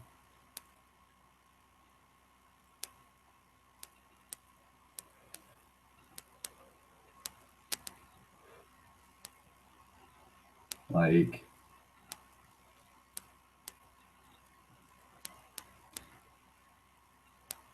when it comes to offline people, it's harder. Like the friends that I talk to in real life, in person, they'll know. My family will know. But online, nobody would know. And the only way to know if you are an online friend whether I died or not, you would have to know my offline friends or my family and have them friended on Facebook or something, or know their Facebook account and scroll through to see if there was any news of my passing. And some of my family don't have, they have Facebook accounts, they have YouTube accounts, but they don't go on there and they're not social about it.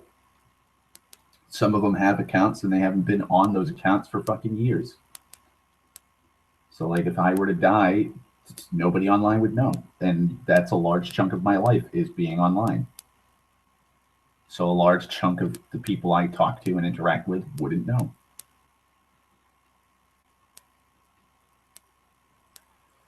They're just not. They're just not going to know.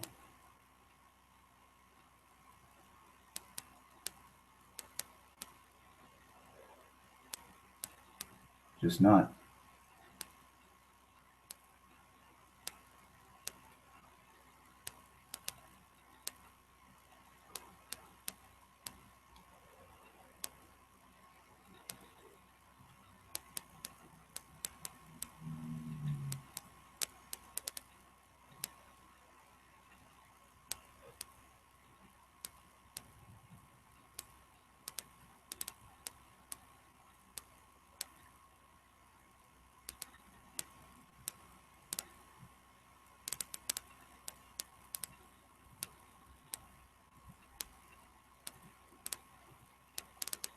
Exactly.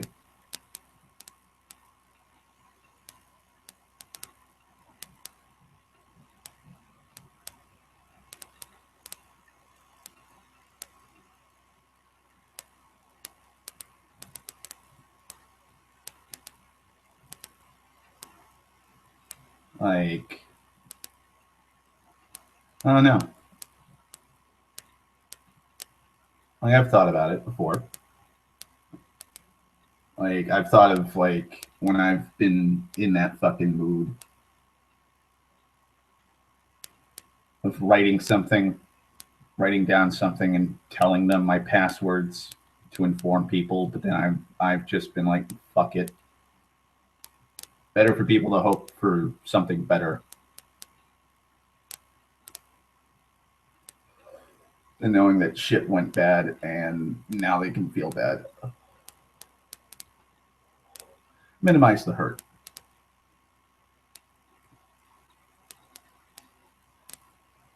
Try and minimize as much hurt as possible.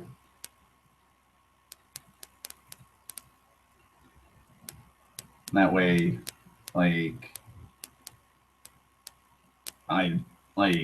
that way they don't also fall into the same he was doing it for selfish reasons kind of thing.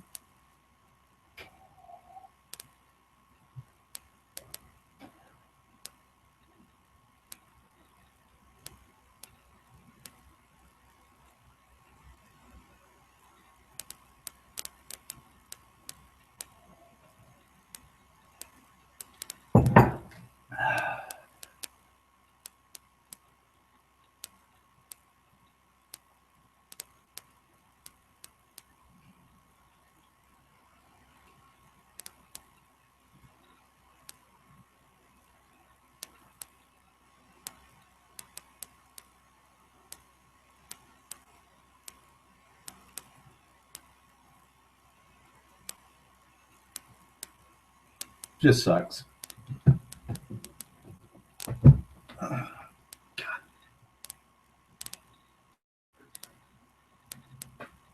But what can you do, really? Either you're being selfish for not having a way to fix things. You're being selfish because you're being called selfish because you were weak. In that moment, there was no other option. There's some people that just can't fight it. They can't fight that urge.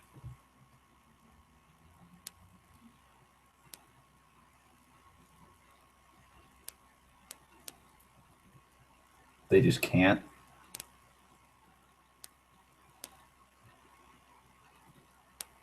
Like,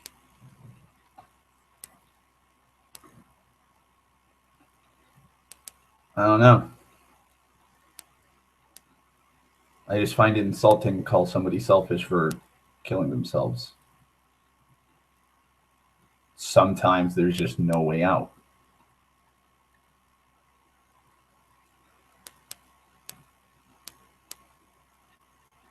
Like,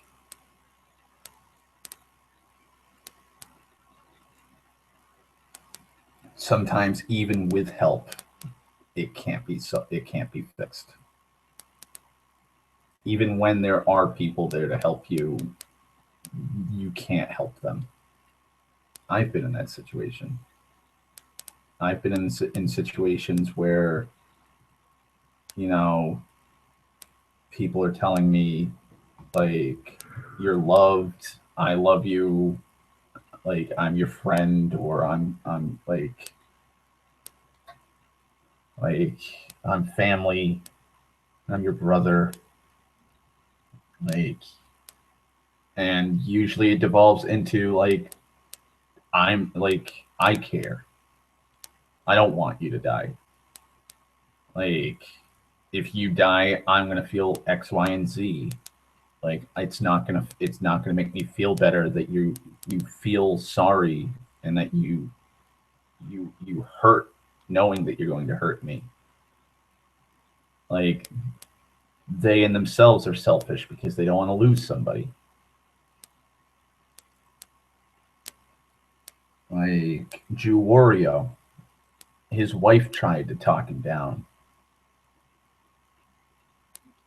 She was on the other side of the door the entire time. He was taking medication. He was, I believe, seeing a therapist, but it wasn't helping. It just wasn't. Like, I saw a therapist and it didn't really help a whole lot. Like,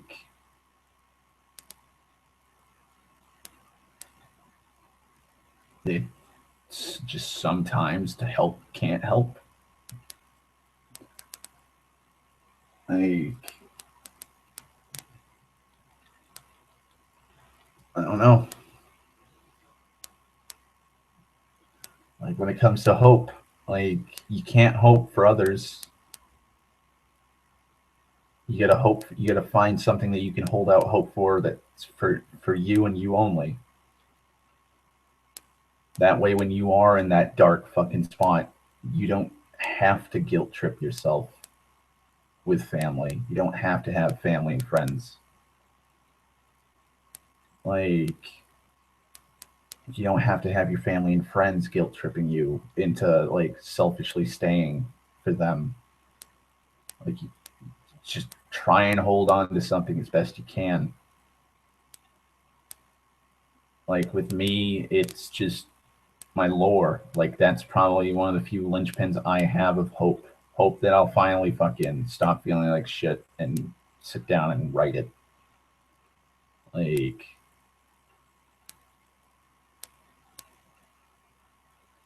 I've given up on being hopeful and optimistic that I'll be happy. That's just a fucking, that's a unicorn. If anything, for me, is being happy. I could say I'm happy, but I'm not actually happy. I could say that I have something to live for and not actually have something to live for.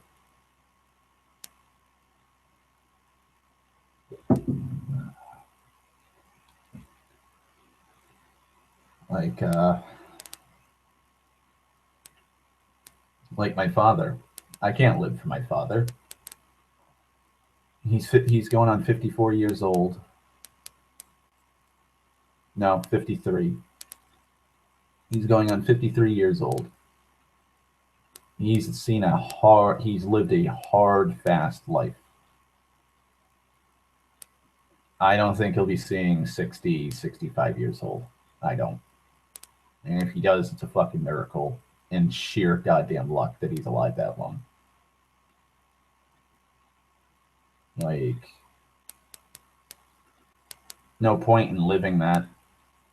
No point in living for him for another, what, 7 years? Just to be unhappy, see him going through life in the hardest fucking position possible, having him try and fucking grasp at straws to try and be like, well, my life's not really that bad.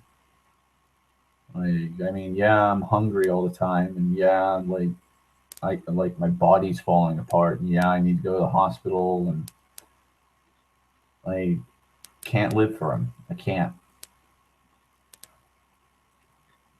can't live for my brother. Like, he's in prison. He's gonna be fucking 30 years old when he gets out. He's always gonna be selfish. He's always gonna think of himself before everybody else. He's always gonna manipulate and lie to people to get what he wants. What's the point of living for somebody like that? Like, I can't live for my ex. I can't. She has her own life. Like, she has her own family to deal with. She has her own family to fucking strive for. She has her own aspirations, hopes, and dreams. Like, she's been doing pretty well without me in her life. So what's the point of fucking living for her? Like, what's the point of living for my aunt? She has her own life. She has her daughter in her life. She has a job. She's doing all this. Like, there's no point in me living for all the people that are in my life that people tell me to live for.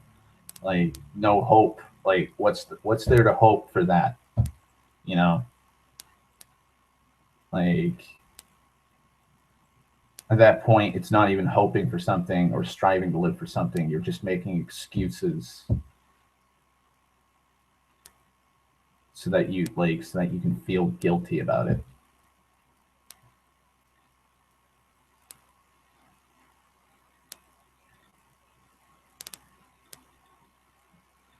Like, the only thing I can strive to live for and hope that I can complete is my book. And I don't even know how long that'll last.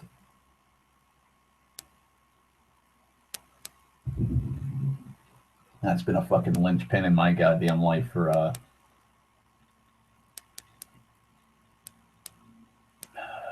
since 2012, 2013.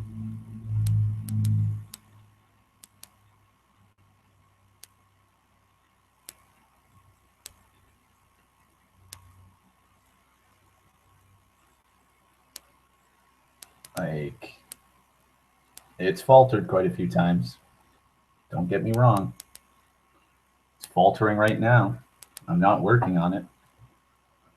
Whenever I think about it, I force myself not to think about it.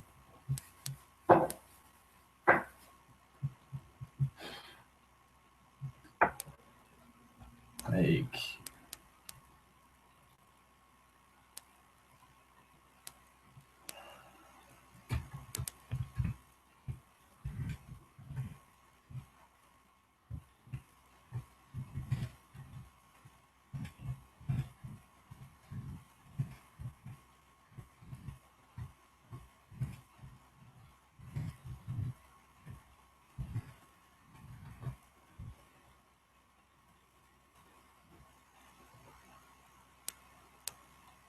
I don't know.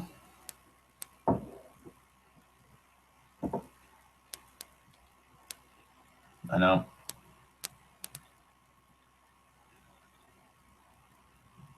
Fucking all this goddamn time spent on fucking just stupid shit. That's how I feel about my lore at this point. This is just fucking waste of time and resources on stupid shit.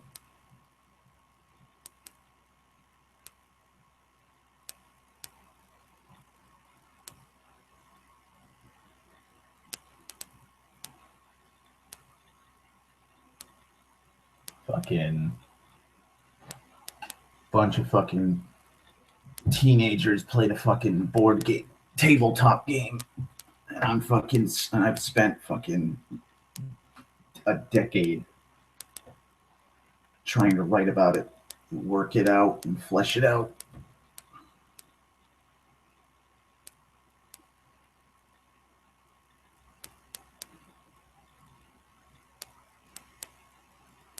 It's not going to go anywhere. I want it to go somewhere, but I doubt it's going to go anywhere.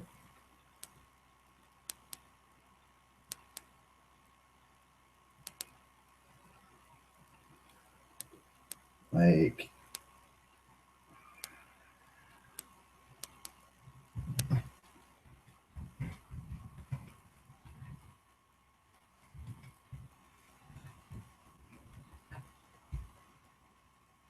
uh, I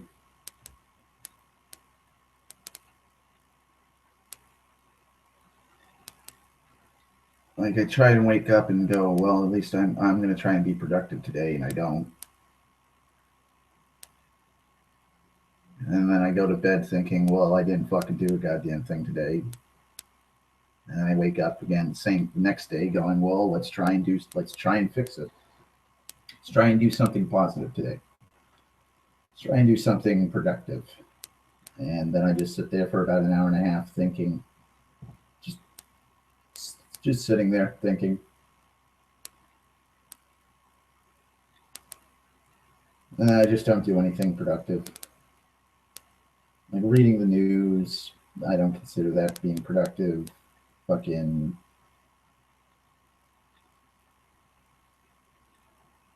smoking cigarettes, watching YouTube, playing a video game, talking to people. I don't really see that as being productive. I'm not doing anything that's furthering a goal. Like doing these streams doesn't fucking help me at all, really. It just makes me just gives me a fucking soapbox to stand on and say, hey, look how fucking depressing and cynical I'm becoming. Look how much of an idiot I am.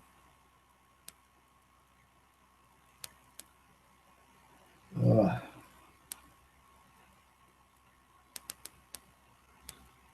Nah. Just sucks.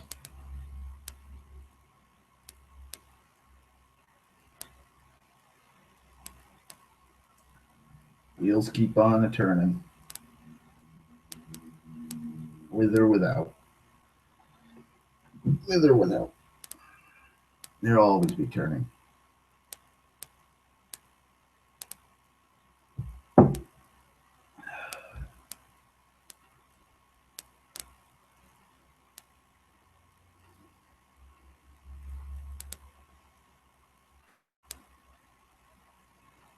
Like, last night I was having a conversation with Lundy and Nick, and I was going to comment about something, but I didn't want to talk about it because it was going to worry them.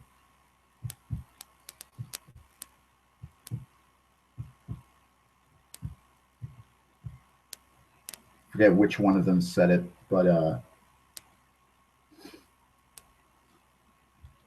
basically it's the gist of it is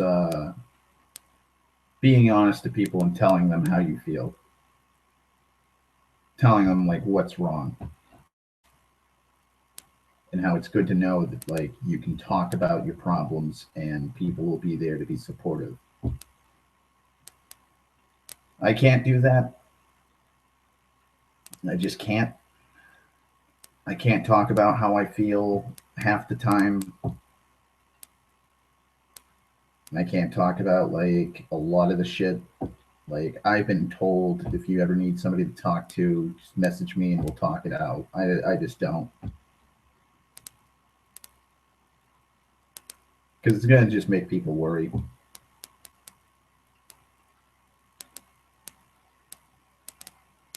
And I've already done enough of that. I've already caused enough worrying. And enough fucking tension in the group.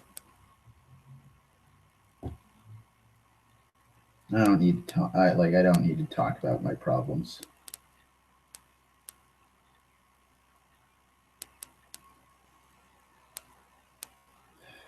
Fuck my goddamn back. I really wish I could rip my spine out and replace it with a fucking new one. Maybe that would help. Maybe fucking just take my brain and put it into a new body. That'd probably be better. This one's fucking falling apart, but at the seams.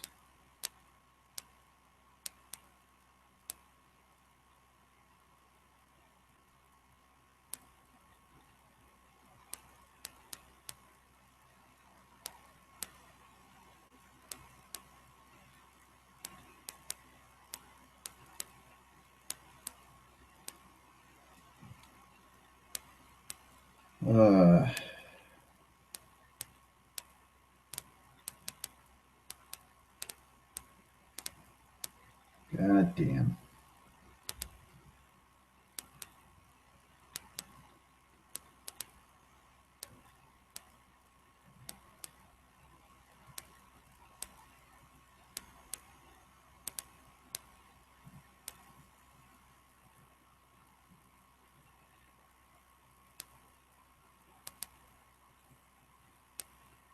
Oh.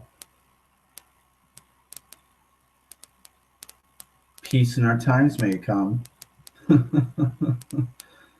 Oh, peace in our times may come. Let me check this link out. If this is a true link, praise be to that fucking person.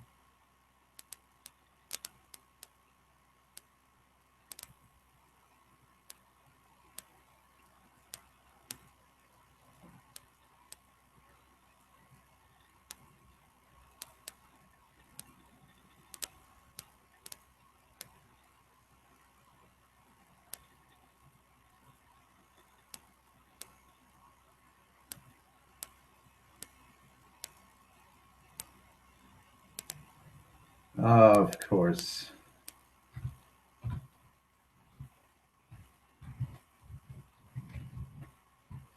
Give me a second.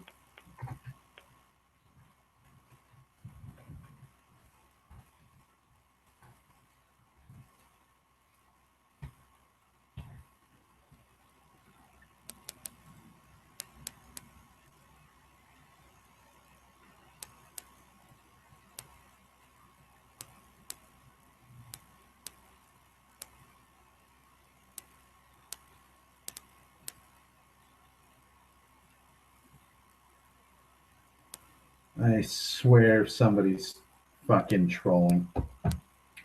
Hey, Christian. Long time no see. God. You need to fuck up. You need to cheer. You need to get cheerful. Actually, you need to get angry at Game Theory. They've been doing a lot of shit talking on Undertale. And you probably would horribly disagree with them like Napalm does.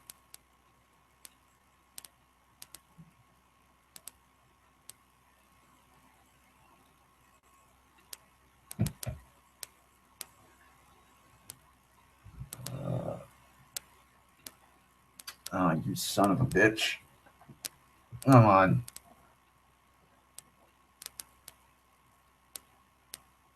Fucking cocksucker fucking puts a goddamn encrypted fucking file. Oh, here you go. Here's a download. Oh, it's behind a decryption key. I'm not going to tell you the decryption key. You son of a bitch. All that time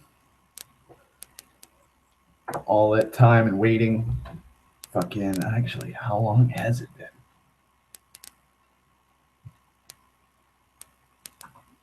2 days. 2 days of fucking waiting. 2 whole fucking days of waiting. Not a goddamn fucking thing about it. Oh, okay, yeah. All right, there. God. Roll me a cigarette again. Fuck this art.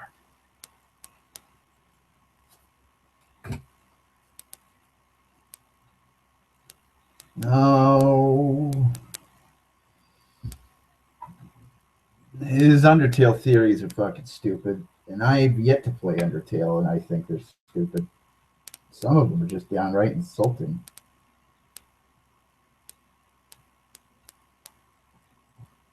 Then again, I think a lot of his theories are downright insulting half the time because they just really seem clickbaity.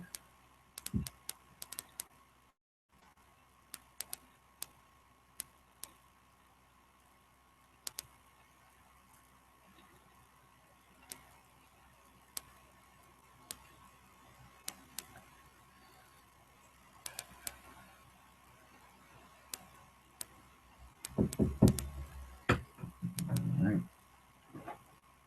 Put that back there.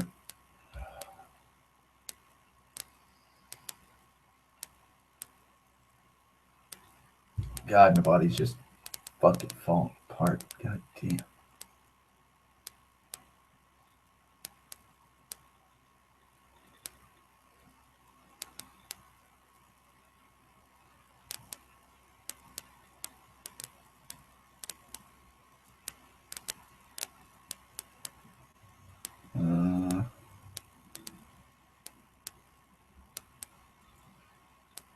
Let me try and refresh this fucking thing.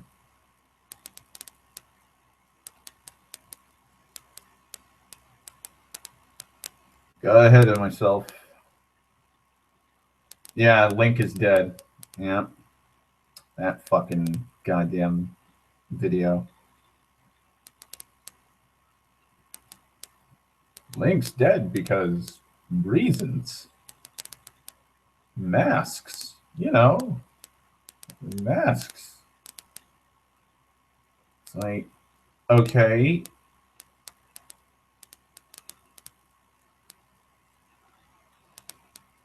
So what if there's masks?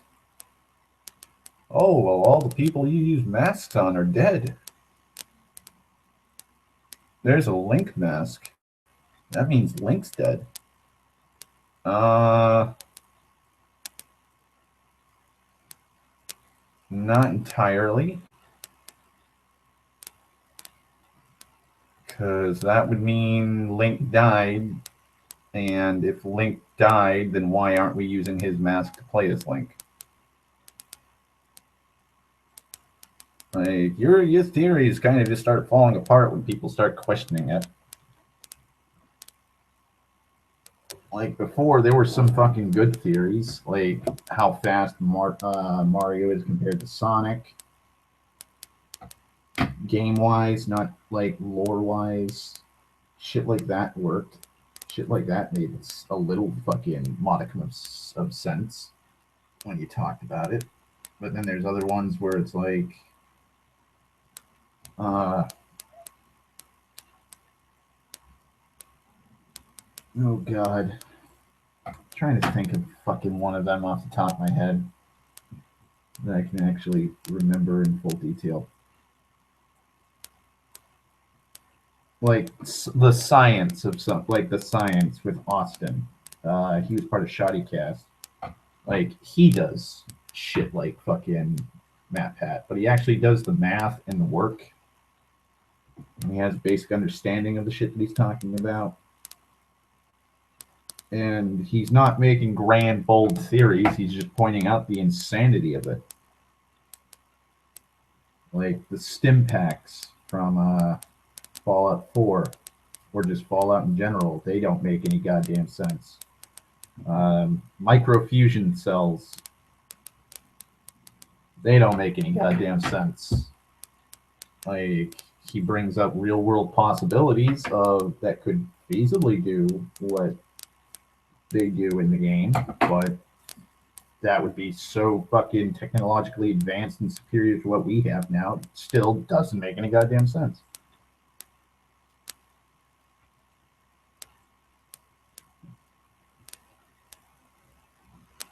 I don't know. Markiplier's not Markiplier. Matt Pat's gone from being like this kind of okay theory dude to being like clickbait. Look at this crazy thing I thought of. Isn't it weird? It's like, no, not really. Not really. Some of the fucking theories he's brought up are just kind of pointless.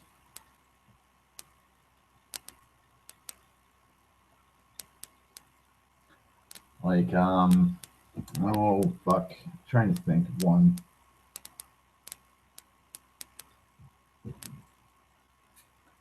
I think like his one of his Undertale videos is that Sans is Ness from Earthbound, and his whole reasoning is, oh well, Toby likes Earthbound, that's why. For her, there's a badge. Like, oh, Ness had to be turned into a robot in Earthbound, so that's why he's a skeleton now. It's like, robot skeleton. Yeah, I can see I can see the connections, Matt Pad. Thank you. I can see where that makes a lick of fucking sense. Not. Like, he's brought up like hello neighbor. Hello neighbor. He's sat there and went, oh, well, look at this. Ain't this weird? It's like, no, not really. No. Hiss.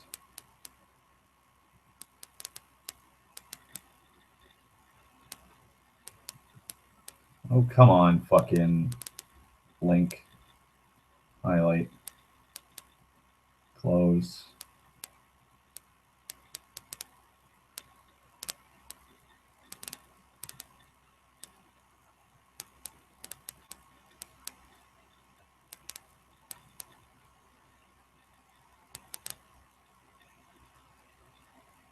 Uh,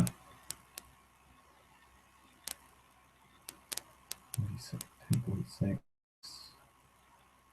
646. Yesterday. Okay.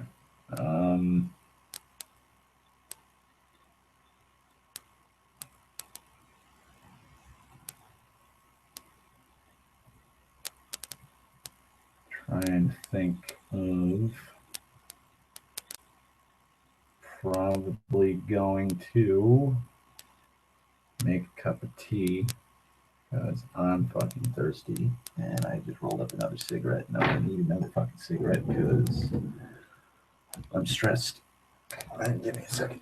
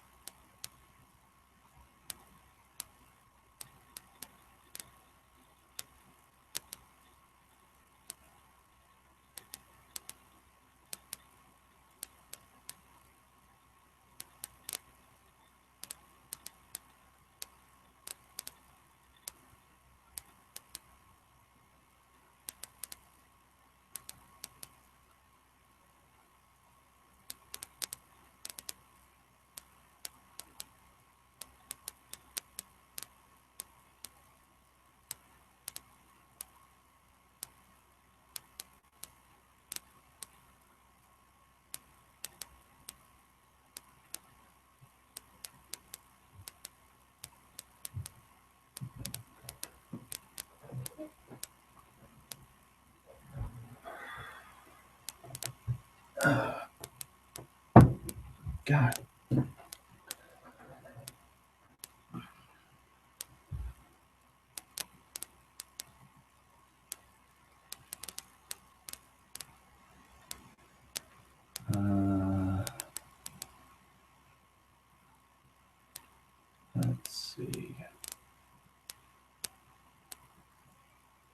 Yep, still nothing on that. That's lovely. Always good to know if things will never change.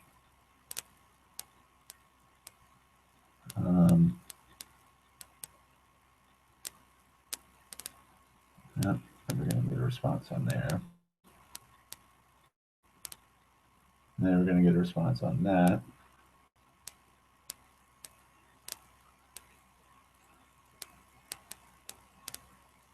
Yeah.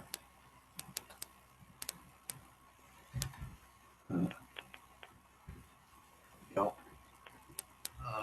God. Put my headphones back in. Listen to my depressing music. Which is quite hilarious because it's supposed to be music about optimism. That's the whole point of the theme.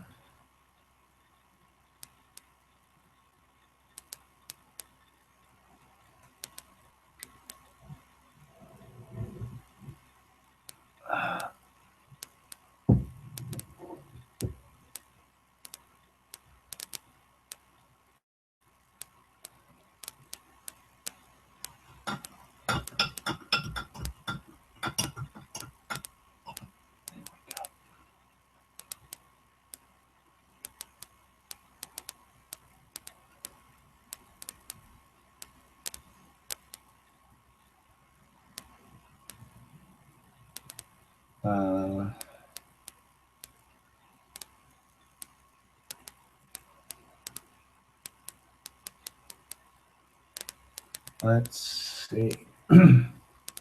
Not sure if Lundy's still listening. Got another music recommendation for him.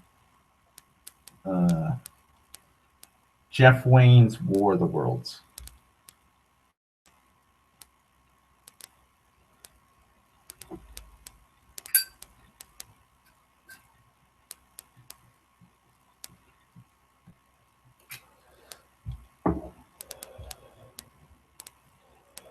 And I would go for the 70s version over the new remake that Jeff Wayne's put out because they changed up the lead narrator.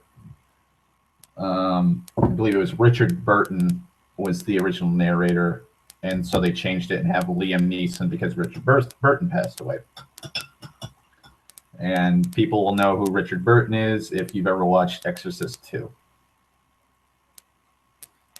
He's the father that helps. Oh God, I forgot her name.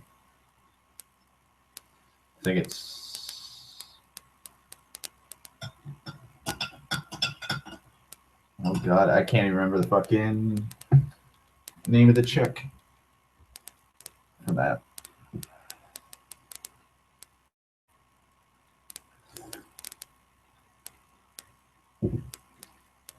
Reagan. That's it.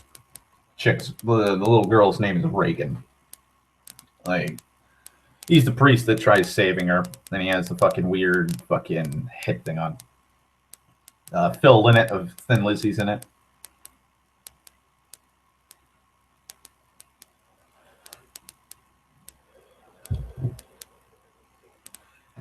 Justin Hayward is in it from the Moody Blues.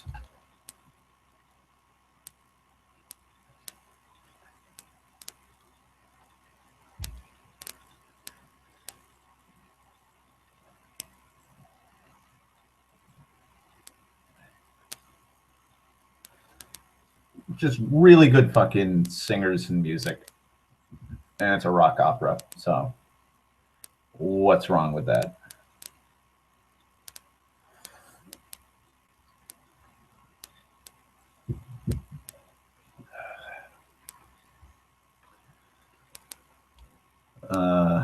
What else?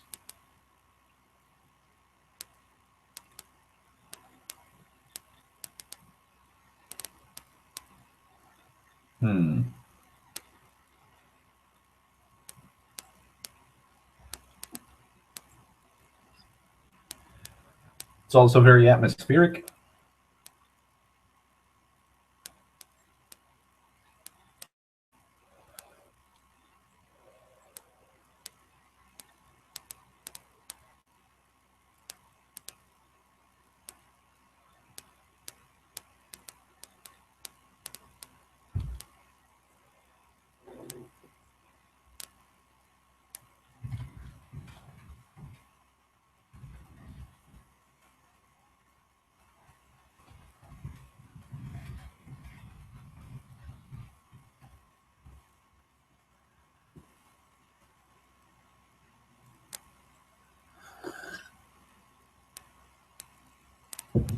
God, feels so much better having fucking something warm to drink.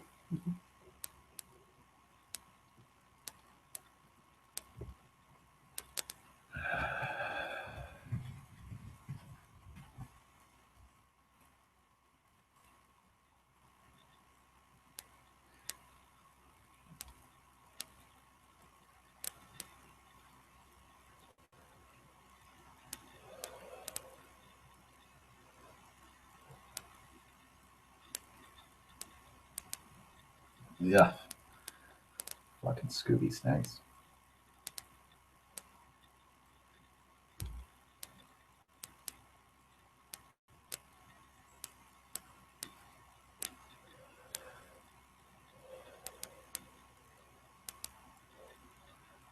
All right, it's 11 o'clock in the night at night. Fucking dead to the world right now. Tired, even though I woke up at fucking. God, I don't even remember what time I woke up. I know I woke up too fucking late, like 7, 6 or 7. It felt like I woke up at 6 or 7. So I don't know. Probably just gonna deal with these feelings and just muddy about. Probably just play some fucking The Long Dark and deal with that and try and get more achievements in it. So, if anybody else is listening, thanks for coming. I will be getting onto a better sleep schedule, so I'll probably be doing it at a later date, Wednesday, 11:30 in the morning, like always. So, talk to you later.